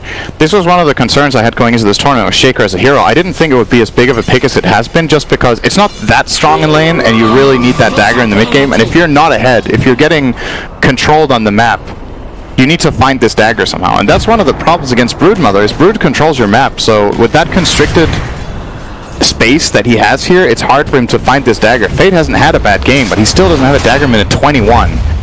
And now that he's finally going to get it, this could be the swing that VGJ Thunder have been looking for. But once again, Liquid, they've built a big advantage in this time. 6,000 on the gold.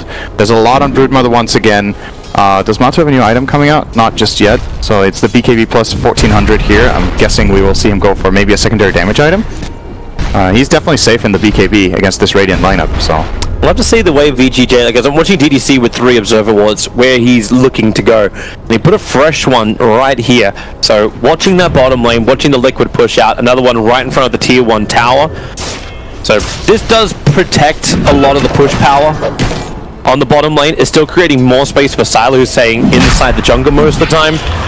Roshan's being picked up by Team Liquid. Yeah. There is nothing that can be done about this. As you said, you need that Blink Dagger ready to roll, but also the position and the vision directly after it. And they go for Yang. He's rooted up. Problematic. Has nowhere to really escape. Nether Ward is down. And actually, there's a lot of stuns coming back thanks to that picture. But no way to survive. Team Liquid just ball through it. That was a very clear, let's get the hell out of here call. Fade had no Echo Slam. So he's like, I'm going to fissure, and then you're on your own. The smoke screen's up. Freeze just can't get out of it. This is where the Monkey King's power just fades away. He's so close to the BKB, but Miracle catches him just before that, just 100 to go, and that swings that power completely around in the next situation like this with a BKB. He'll probably be able to just jump away. He's got a blink and TP. But for now, yeah. He's waiting. Mind Control's going to see him with a Firefly. They'll just root him up and then burn him down. Bishop returns the damage thanks to Spike Carapace, and Miracle gets to be dominating 6-3-3 for Miracle. He is really, really farmed now. Almost got the Manta style. Great item this game. Allows him to get break out of Decrepify, allows him to play around Omni Slash better even with that and his ultimate. He has those 2 options. If he's an absolute god, he can Manta dodge Echo. That's probably not going to happen, but you never know. Yeah, just solid itemization. Obviously, Manta Diffusal, classic standard build on Carry Ricky, which we haven't really seen in Dota 2 for a long time, so it's a special treat we get in this game. Not a miracle. Yeah, Liquid are they're just looking so good in this game now. Do you like the Juggernaut? I think at this point the problem that VGJ Thunder has is again the thing I was talking about with constricted movement, right? They don't really seem to have a way of getting out on the map. So Sylar is probably hoping that with this Shadow Blade he can find an opportunity for his team, get a good Omni Slash off on maybe the Bat Rider or the Nyx, and just start the fight that way. Because if Liquid have the vision advantage and they get to jump with the Bat Rider, it feels like every single fight ends the same way. It's too difficult. The thing we could discuss is whether he should go Battle Fury in a game like this, because Battle Fury first in this patch, I feel like it's really difficult to pull off just because of how long you're a liability for. Yep. Like Liquid just had so much time on the map. Oh, there we go. Shadow Blade reveal. It's going to be mind control. This man was building in towards the Octarine. The Fissure controls him as Kuro swaps up. They just instantly into the Omni Flash. Miracle came into it too. And then the stun. GH, how's he always in the best position? Matamba joins the fight to Freeze. Able to get the lockdown as he fights inside of his Wukong's command. Very rare you actually have a Monkey King to be able to stand his ground. But then the Tumbleman, he finally will be brought down. They burn through the Aegis with all 5 heroes ready to fight once more. Perfect stun timing from Fade. Matamba will try and walk it off, but that does not happen. Liquid, it's the worst fight of the game for them. Is Shadow Blade worth it, Toby? It's, yeah. I think so. Yeah, I think it's also worth it when you have mind control. Just walk into them.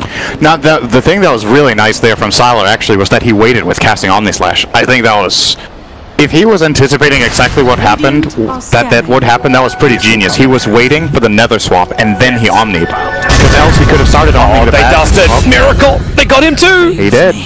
He picked up the bounty room, which revealed he was there. Fade had the dust ready to roll. This is a pretty big swing. That's a 5k swing over the course of just 1 minute. You look at the bounties too. Look at the net worth graph and all the dots in the bottom. It's like liquid, liquid, liquid, liquid, liquid. Oh, GH. Thunder. Didn't go directly for the stun. They forced TP down. Yeah, easy swing up. And you've got... It looks like VGJ for the first time in a long time actually have the desire to really start hunting mind control. Throws out the flame break and the lasso, and even roots up the Necrophos. Mind control is trying to do this all solo, and Freeze is almost allowing him to do so. He was burning up. He never popped the BKB on the jump in, and now GH. It's time to get out. Spirit Vessel's ready to roll. Sylar begins his TP. Freeze bouncing over the tree line. Yang, okay, Freeze actually bounced down. Yang triggers off the dust. Oh, sorry, is dusted up, so Glimmer Cape doesn't protect him. A nice quick jump from Freeze, and Yang's TP away will not be successful. If they communicated that a little bit better and he instant TPs, he might actually have lived. He also had 18 stick charges. You're dead. What is it? Oh, you're dead. Ah, Ricky. That's really what that hero must feel like in pubs. I don't really... Ricky doesn't get picked much right now, but... Sylar. Just annoying. Wants to battle underneath that Sentry Ward. Omni Slash is available as a level 3 too, and Kuro and GH will just walk it off. Land a couple of stuns, force out one thing, and yeah, now they're actually going to get rid of the Sentry Ward. Put up their own observer when they realize that Kuro's in kind of no man's land. Sylar still holding the Omni Slash, but with a double stun. GH, he can't stop that level of damage, and that's just nice and easy. They can even get the fissure. There's another Sentry Ward, so they see Ricky, so they burn off the dust, but Miracle, that's why he has the Manta style. It's another added benefit of it. Easily gets out of the dust. I think we're going to see a gem come out from VGJ for this reason, probably. If anyone can save up the money for it. They're still pretty starved on gold, obviously, from buying all these sentries, but yeah. This game looks like it could be a lot more exciting than we anticipated 10 minutes ago, because Liquid just had 2 bad fights, and all of a sudden, it's kind of blown wide open. Yeah, Juggernaut's become a real hero. Freeze has been able to stand in his engagements, and the supports have been doing their work too. Like, Ricky can't keep the control on Fade, because you've got 4 staffs available. You've got double force on DDC and Fade. Miracle has Battle Fury queued up. Wait, what? What? Hi, what? What for? Are they struggling with Wave Clear this game? They have bad really? But then you just get a Maelstrom. Fade? Okay, well they got him. Perfect chain stun. In these situations, Ricky deals so much damage in skirmishes where you're like 2-on-1 or 3-on-2, where you outnumber and you get the jump. This hero is really good. So in this top level of play, the reason we don't see the hero very often is that it's hard to maintain this kind of control, but Liquid just had such a strong advantage. Mind control's got the blink up, dragging in Freeze. DDC wants to try and help him out. Can he give him any life? No, Rod of Aethos. They switch their targets, going after DDC, but with a 4-staff away. DDC, well, okay, no, they are both going to die. He can't drain out life that quickly. Needs more juice in the suck as Miracle. He's diving in deep after Sylar underneath the tier 4 towers, and there is nobody else inside that trick to the tray with a double damage rune. Sylar had no chance and no buyback either. He's dead for a full minute. Liquid, they found their opening. Yeah. It was an awkward position for VGJ. Obviously, Broodmother being able to cross over the webs in the tree line and then they actually saved Freeze with the Pugna, but he didn't want to BKB off. Slam. Goro swaps him out, able to get the son of the GH in the back lines. Goro will die pretty quickly, but Matumberman just turns on the BKB. He's still holding the nullifier, waiting for the right time. Scythe the flies, comes down on top of Matumberman. Sorry, Reaper's Scythe, other side. Yeah, they were trying to hold him in the ring long enough to get that kill. He knew that it wasn't going to deal damage with the Scythe, but if he doesn't try that, there's absolutely no way to get the kill. So that was an admirable attempt, but yeah, just not good enough. Now, the problem before with the jump Liquid got is, again, this pressure they have on the map and the warding. You see, they have way more control in the left side of the map in this exact area where the fight took place. They have that really great high ground ward, so they get the engage. And when VGJ Thunder tried to retreat, the Monkey King didn't BKB, he was super low, he couldn't have fought anyway. He could have tried to BKB and just disengage, but he held on to it, ended up dying, and they end up just overwhelming them by simply getting the jump with Batrider. Like, that was the #1 factor in that fight. And if VGJ Thunder want to try to take these fights, they've got to force the fights into areas where they have vision, or get the jump themselves. Or both. Ideally both. Okay. Thank you, Dota, again. Let's unbound my key. Oh. Alright, we're back. Sorry. GH. Yang dies on the main side. Yeah, he does not have Spike Carapace. He should be dying here. And he's got it off cooldown in 1 second time. The stun chain is going to be there. So they'll find that one. Sylar holding the Omni Slash. Mind controllers Kuro. Both together, but the stun from Fate doesn't latch onto Kuro. And they buy back on the Nyx Assassin. Mind control's got Blink Lasso off cooldown. And he'll probably want to grab Sarfree. Kappa Matoman. He walks in point blank range. Now the Omni Slash goes off. G8 copy the full brunt of the attack in the follow-up spin. Spike Carapace will not protect him, but Kuro will. Swaps him out to safety. Fate wants to come and help and kill off the captain of Team Liquid, who denies them this kill away from the Wukong command. But they're underneath the shrine. The heal's coming up. Fate going for another round. He needs a little bit more mana to work with. Oh, he's got friends. So Matumberman's caught up to Yang, so Yang has gone down too. Freeze. Now the battle happens on the northern side of the field. Yeah, Mind Control keeps stacking them up with Napalm here. You can tell that Liquid wants to just buy time. Matumberman is split pushing mid. They gotta get back to defend this now. So it's just a cancel TP moment. The fissure is good. The spin is out. GH, he's already landed his own stun. Mind Control and 100 HP will finally go down. But Matumba, he's taking the tier 3 tower. The melee racks to follow. VGJ, you gotta get back, guys. There's just a full lane of racks being lost here, and they're losing the fight at the same time. Yeah, they came in. They chased him up. Slap down from Freeze. Matumberman, he is a beast. Just one Monkey King is not enough to deal with this. In fact, Matumberman is just taking the entire fight, just biting up the Monkey King. He cannot deal with the pesky bites. And Sylar, well, he'll arrive, but the rack is already gone. Fade, a blink forward with a fissure, but is there really a follow-up? GH is already here. There is a follow-up, but it's from Liquid. They won't fight, however. There's no need for it. Fate just held his enchant totem there. We would have got Carapace. That could have ended pretty badly. And Matumba's back to full health. He pressed ulti and hit 2 times. That's how Brood works. Yep.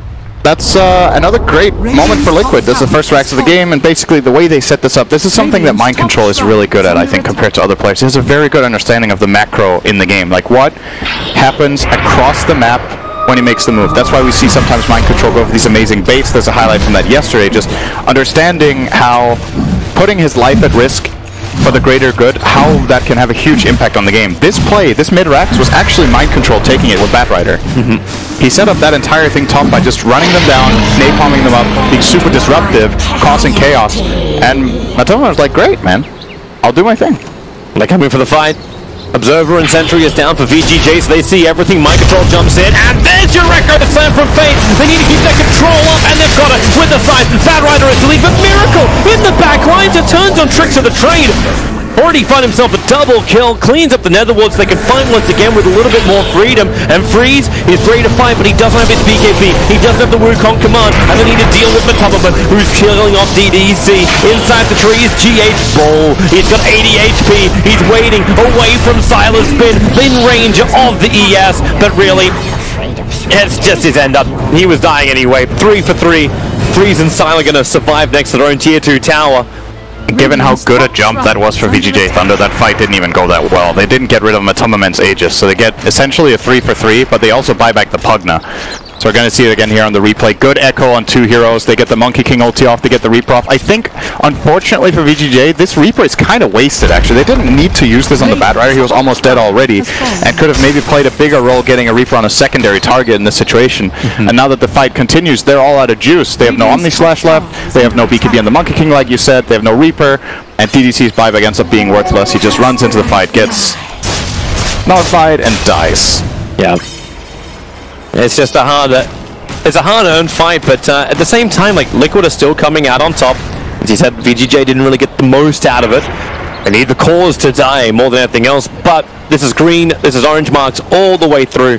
There's still action from both sides. Everyone's still finding that opening to try and find an engagement or a push. A new item to arrive. Freeze has a halberd to go with his BKB. Once Yang managed to complete up, he's looking towards an Aghanim Scepter on the Necrophos. Sylar finished his Battle Fury. Questionable, but still there. I'm not feeling this Axe here on Necro, actually. I think the problem for VGJ is not that they don't have long enough cooldown or short enough cooldown on the Reaper. It's that they don't take a good enough fight to begin with. I think he needs something that is better in one fight. It's a bit ambitious right now to be like, we'll win a fight and then we'll have a second Reaper in the follow-up fight. You need to win the first fight in the first place. I would have loved to see something like maybe a BKB on this Necrophos so he can deal with the Nyx, deal with the Bad Rider, deal with all these pesky stuns and the Nullify of the Broodmother. They got so much information. The Observer and Sentry is on the hill back where they fought last time. So it's just a jump in, kill off the Juggernaut. Does he buy back into this fight? Fate could not push himself far enough up the hill, and they're taken on board. It is Matumba, actually it's Mind Control, it's Kuro. Everyone's there. Triple kill for Miracle. He doesn't even have to walk anymore. He just rides on the back and throws daggers at people. An ultra kill for Miracle, and that is most definitely the game. Team Liquid, they take it 2-0, and that gives them first position coming out of the group stage. Ricky Ags is so good. When you have items on Ricky, actually, that Aghanim's is so sick. He pocketed himself into Mind Control, so he's being transferred through the fight very easily with the Bad Rider just flying.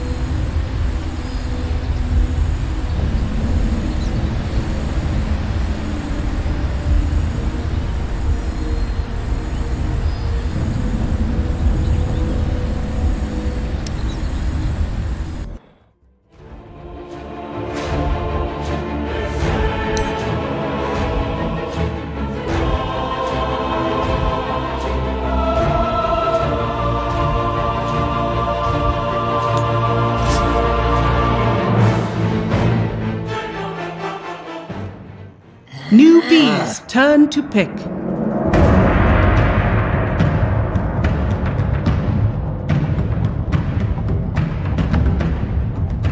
The Team Secret mindset. Probably one of the more erratic drafting teams yes, over the past group definitely. stages. They are very hard to read during the draft. But the fact that they've had such consistent plays like over the past 3 games is an anomaly. Other than that, their drafts just seem totally random in the order that they take. And okay, so they're gonna go for the Wyvern now. This hero looks good, but I think easy follow-ups to Cold Embrace from both Bloodseeker and Silencer. You can do plenty of damage to people who are being attempted to be saved like that. And Winter's Curse is okay, but I feel like if you Winter's Curse defensively, Bloodseeker's so fast he just catches right back up with you anyway. Yeah, I'm wondering almost if they wanted it as a deny pick. If you look at Winter Wyvern in that lineup, I guess it's a little bit sketchy, but just giving Bloodseeker so much damage by having really solid harass. That might have been one of the thoughts by Newbie. We have also seen KP play this Meteor Hammer Winter Wyvern, and if you do manage to have that as a follow-up, that could be quite strong. It's gonna be the episode Rubik. It is a bit of flexibility, I suppose. But all right, so Rubik, I just saw him lose another game. I believe he's currently 1-9 at the event. He needs his Arcana. The players are doing everything they can to give this hero a couple buffs. But so Rubik, to me, I feel like he just needs a really strong laning partner. So far, he's a Clinks and a Bloodseeker, so that is well set up. And they have the 10th pick, which is possibly a mid. I mean, this Clinks and Bloodseeker can go in all 3 lanes. So they'll go back for the Ursa, which is someone who can kind of brawl around here with the Bloodseeker. And Newbie have to decide what their support duo is going to be. Is it Winter Wyvern and Wraith King, or are we going to get ourselves a different 4 hero here in the 10th pick, or well, 9th pick for them?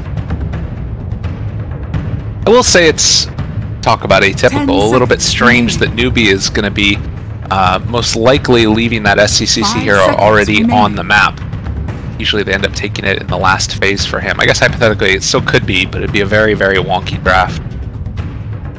Yeah, support Ursa is interesting. I don't see any reason why it looks that incredible here. I feel like getting on top of Bloodseeker and Clinks won't be the easiest thing, so.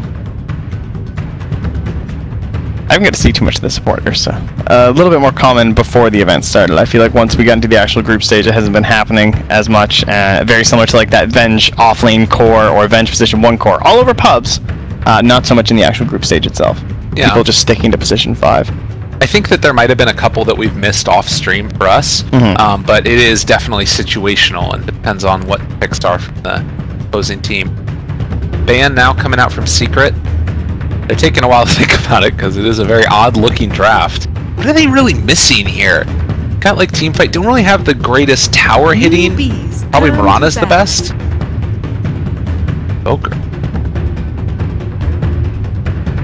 I guess securing the outer towers with the skeletons and Wraith King might be decent for that, but if he's even the core that right, is, exactly. Kind of looks like he'll be support. I feel like, or at least they're hedging their bets on that as Team Secret. They're just saying what kind of a last pick mid could ruin us a little here. They'll choose Invoker, which I think is a fair guess at that one.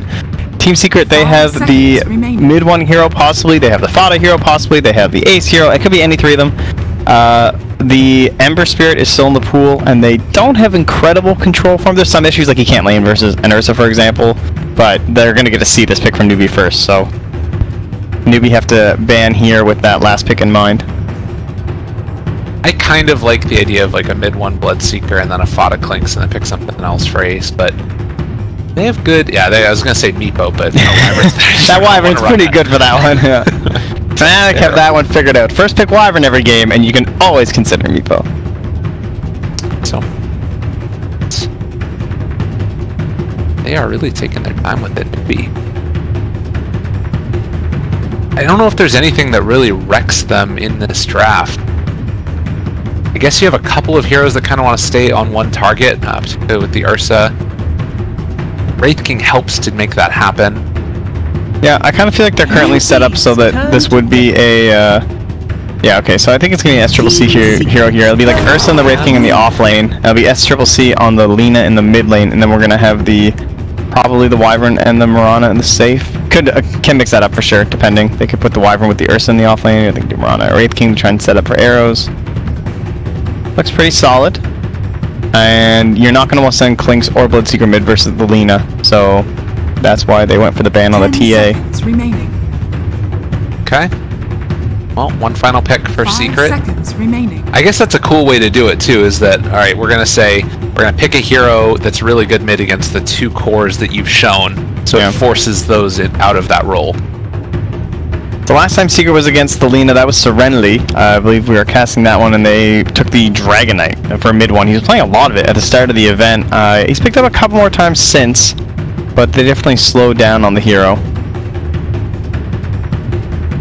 Other ones that they've played out of the mid role, Arc Warden. Not really sure how that matchup looks against Lina, but they're going to go for the puck. So that must be, I assume it's Fada. I don't know. We'll see. I mean, they're taking their time picking. We'll find out. It's a Yatsu. No, you go first. Sure. I don't want to show you anything. Don't pick any of your heroes. They're looking at Puppy like, you picked us Puck? Do you know what meta this is? They're trying to make him play it. Yeah, that's what's going on. Come on, man, please. So yeah, we'll be Fada on the puck. And we'll have an Ace, Clinks, and mid 1 on the Bloodseeker. So Bloodseeker's interesting versus Lina. It's not a 100% like Lina's just going to dumpster you if they decide to even do that matchup. Who knows who's going to what lane, but it is a, like, you got to get your double nukes, you got to hit both of your spells, and use that so the Bloodseeker can't regen up. Downsides to Lina is that she can't really deny the Bloodseeker that easily. Her right clicks are terrible, so if you miss your spells, then mid 1's obviously just going to be able to sneak right in there and regen up off of those creeps. 5 seconds remaining. That's definitely something to watch for, and I feel like whenever you're playing a Bloodseeker against any hero really, but particularly one with that high nuke damage, there's a chance you just die, like off of one missed input on your right click or whatever ends up happening. We'll watch that lane, see how things work their way out. As far as rotating supports, rotating Ursa? yeah. Interesting. I think the Wraith King Ursa is really strong. I like that as a dual lane. I wasn't sure. I kind of thought the Ursa might be a little bit better in the core role there. Just Either way, they're both just going to be these 3.5s. Like, Kaka needs a blink, and that's why it's kind of this weird hero to have on support, because it's not like an Earthshaker who needs a blink. But like Earthshaker, yeah, he needs a blink, but you've seen those PPD shakers. He doesn't get a blink for like 30 minutes, and the game still goes fine, because he just hides in the fog, he soul rings, he's tranquils, he throws out fishers. You know, it was very 2016. It was a great time. Ursa, he can't really do that. He's got to get in there. And it's a lot harder to get in there on a Bloodseeker or a Clinks or a Puck without a Blink Dagger. Yeah, Puck in particular feels like that one's going to be tough. And I think that they're going to try and probably put the... Well, I don't know. Look at these spammers. That's CCC and Yapsor. 11, 12. Yeah. You know who's pressuring their captain during the draft? That I can tell you. Pick me this. I swear it's good. Dude, I'm so good. Look at my relics. Do you see how many 2-hero stuns I have? Puck does not have a lot of relics. This is not a hero that Bata plays all that often nowadays, at the very least. Sure, a hero that he's very comfortable playing on from his older days. As a ward, gonna head out there early. One of the benefits of playing on this Puck is you're gonna be able to secure yourself a good observer ward placement in the off lane. Just off the back of the illusory orb. And oh my god, are you kidding me? It finally happened! Newbie! Alright, so I saw some talk about this today. Because we were talking about how there's Io, Ursa, and Wraith King are being picked like on the same team. And now that Wraith King's finally meta, and Ursa's finally meta, you can actually attempt this. The first level 1 Roche in what feels like forever. And they've got the arrow to help assist with this. You do not think that this is a level 1 Roche team at all. Not in the least bit. This would be the greatest scout in the history of scouts if somehow Secret found this. Good luck, have fun. Oh, buddy. Good luck and have fun indeed. The Salves are being traded. They've got one left here on Kaka. Execution again with the arrow. They have no idea.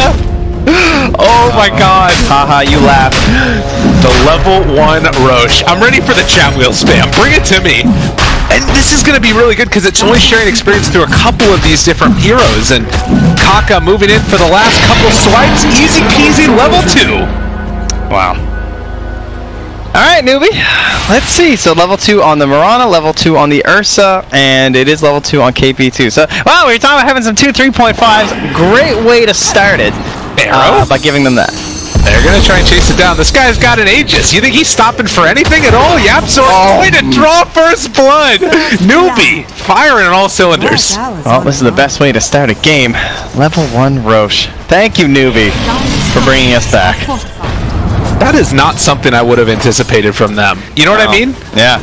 The only downside is that they weren't able to give in that to SCCC and help him in this lane and just get even more domination over top of the Bloodseeker. Oh, say that. One's taking a couple punches there. Fada, though. Speaking of punches, he's getting right-click down. He's dead. I mean, this is an Ursa that's got boots already. And oh, the bear! Running around level 2. I mean, how bad, like, I remember that there were times when level 1 Roche would just end up being, like, almost instant win, it felt like. Yeah. Is it that bad nowadays? Like, how rough is this for Team Secret? No, I don't think it's definitely not because it used to be. It used to be you could get all 5 of your heroes level 2, or your Meepo mid level 6. That was the classic. You just left him in the pit alone to finish it. Yeah, it's not as bad as it used to be, but it's still an extremely strong start. I mean, of course it's going to be. You just get all this nice experience and gold, and even more importantly is that you have a great roaching lineup. You have control over the pit with the Winter Wyvern, you have the Aura of the Wraith King you just saw, and then you have an Ursa. This means that when you're typically getting the Aegis at like 15 minutes, they're going to get an Aegis and a cheese if they can take that. Yo, think about the refresher shards. Exactly. Like, everything's just pushed up like 10 extra minutes. KP down bottom, throwing out the stuns, asserting dominance. It's like, yeah, that's right, it killed a big bad Roche man. Man, they came in with a plan here, and Kaka's just gonna dive till he loses this Aegis. This is like, again, the verge of lower bracket. They need to win these games, both of them. Bot's gonna try and pull this creep wave as well. It's also the last few games before the main stage, and you do not want to try the level 1 Roche on the main stage, because that crowd will give you away. They're gonna be screaming their heads off. That's true. As, again, Kaka just gonna zone back Fata and Yapsor. They tried to get the pull off, but it didn't happen. It does look like the creep wave is gonna be pulling through, but Kaka? Alright, he's just gonna walk at him some more. The support Ursa level 1 Roche. What a time to be alive. It's a nice meta right now. SCCC has that aggressive ward on the high ground, hits mid one again. Denied. 11-3 to the 6-2. This is what you expect. So they're gonna go for a little bit of a rotation here with this Invis rune. See if they get. Oh, that's a something. Oh no, Puppy! Oh no! He's gonna pay the price as well. The punches, the kill, they are shook. All right, you gotta reset, man. You gotta mentally fix yourself after that. That is so painful. That career should have been his. He could have helped save this lane for his mid. 3 minutes in, 3-0, 1,000 gold lead. And again, it's not necessarily that it's like actually that terrible of a situation to be in, but it feels like it's affecting him a little bit, possibly. Do you see this bottle and 2 mangoes coming mid? They're not supposed to be there. That courier shouldn't be alive, man. Yeah, SCCC, he's going to himself a nice time in this lane, bringing in the bottle. As top yet again, Kaka able to zone back several. Mugi, he's had the freest lane of his life. Level 4, while Rubik is level 2. So is Puck. Yeah, I've been looking for these strong laners to help out with the Rubik pickup in the drafting phase, and Puck is way stronger than Hero used to be, of course, has pretty high damage. Was considered one of the better mids for a pretty good period, but not enough in that. Nice little play there. Will not be rewarded with the rune, but bottom. Yeah, I'm not sure Puck's enough to really carry the Rubik, especially when they start 1 level higher, right? That was the big deal. Mid 1. My God. Oh, he didn't expect the vision high ground. Maybe he did. Maybe he needed to salve the live, but it's not even worth it. I think that he was hoping there was the last right click. If it wasn't a miss, could have been death. Bottom lane by the rune. They're gonna pick up the regen on the Wyvern and the chase away for Faith. KP gonna give him the punches. Puppy gets the kill. A little +2 for his efforts. Yeah, mid 1 had to walk all the way back home and is just now regenning to head back out to the lane. Well, at least his allies were able to help speed him up there by going in for a gank. Hey, what happens? Now Kaka just running around the map, bullying everybody. He doesn't care about anything. Honestly, this guy is just happy as a clam, still hanging on to that Aegis. It should be expiring in 4 seconds, and as it expires, it's actually going to run into a lot of the secret heroes and trying to zone out for the bounty runes. Secret get all 4 bounty runes. Oh, maybe. Yeah, finally gets back there in time up top, just to snag it away from Mugi. Oh, is he going to pay for it, though? No. Up the shrine. Thinking about it. Starstorm, the punches. Fata doesn't have orb for 2 more seconds. Arrow's off the mark, though. Yeah. Even if he survives here, though, he just lost all of his bottle. Had to use the shrine, and I'll force him back to the fountain, you'd imagine, as he misses the jump down to the low ground. But bottom lane, Kaka limping away here. Going to be giving a lot of damage over to mid 1 in the mid lane. For over 100 right now. The bottom lane, they drop down a sentry ward. There's an observer ward, actually. They're also bringing back in the Wyvern. They find the stun, and Ace. No vision for the moment. Instead, they turn on the Absol, the lift up, gets the stun there onto KP. Maybe just gonna back out.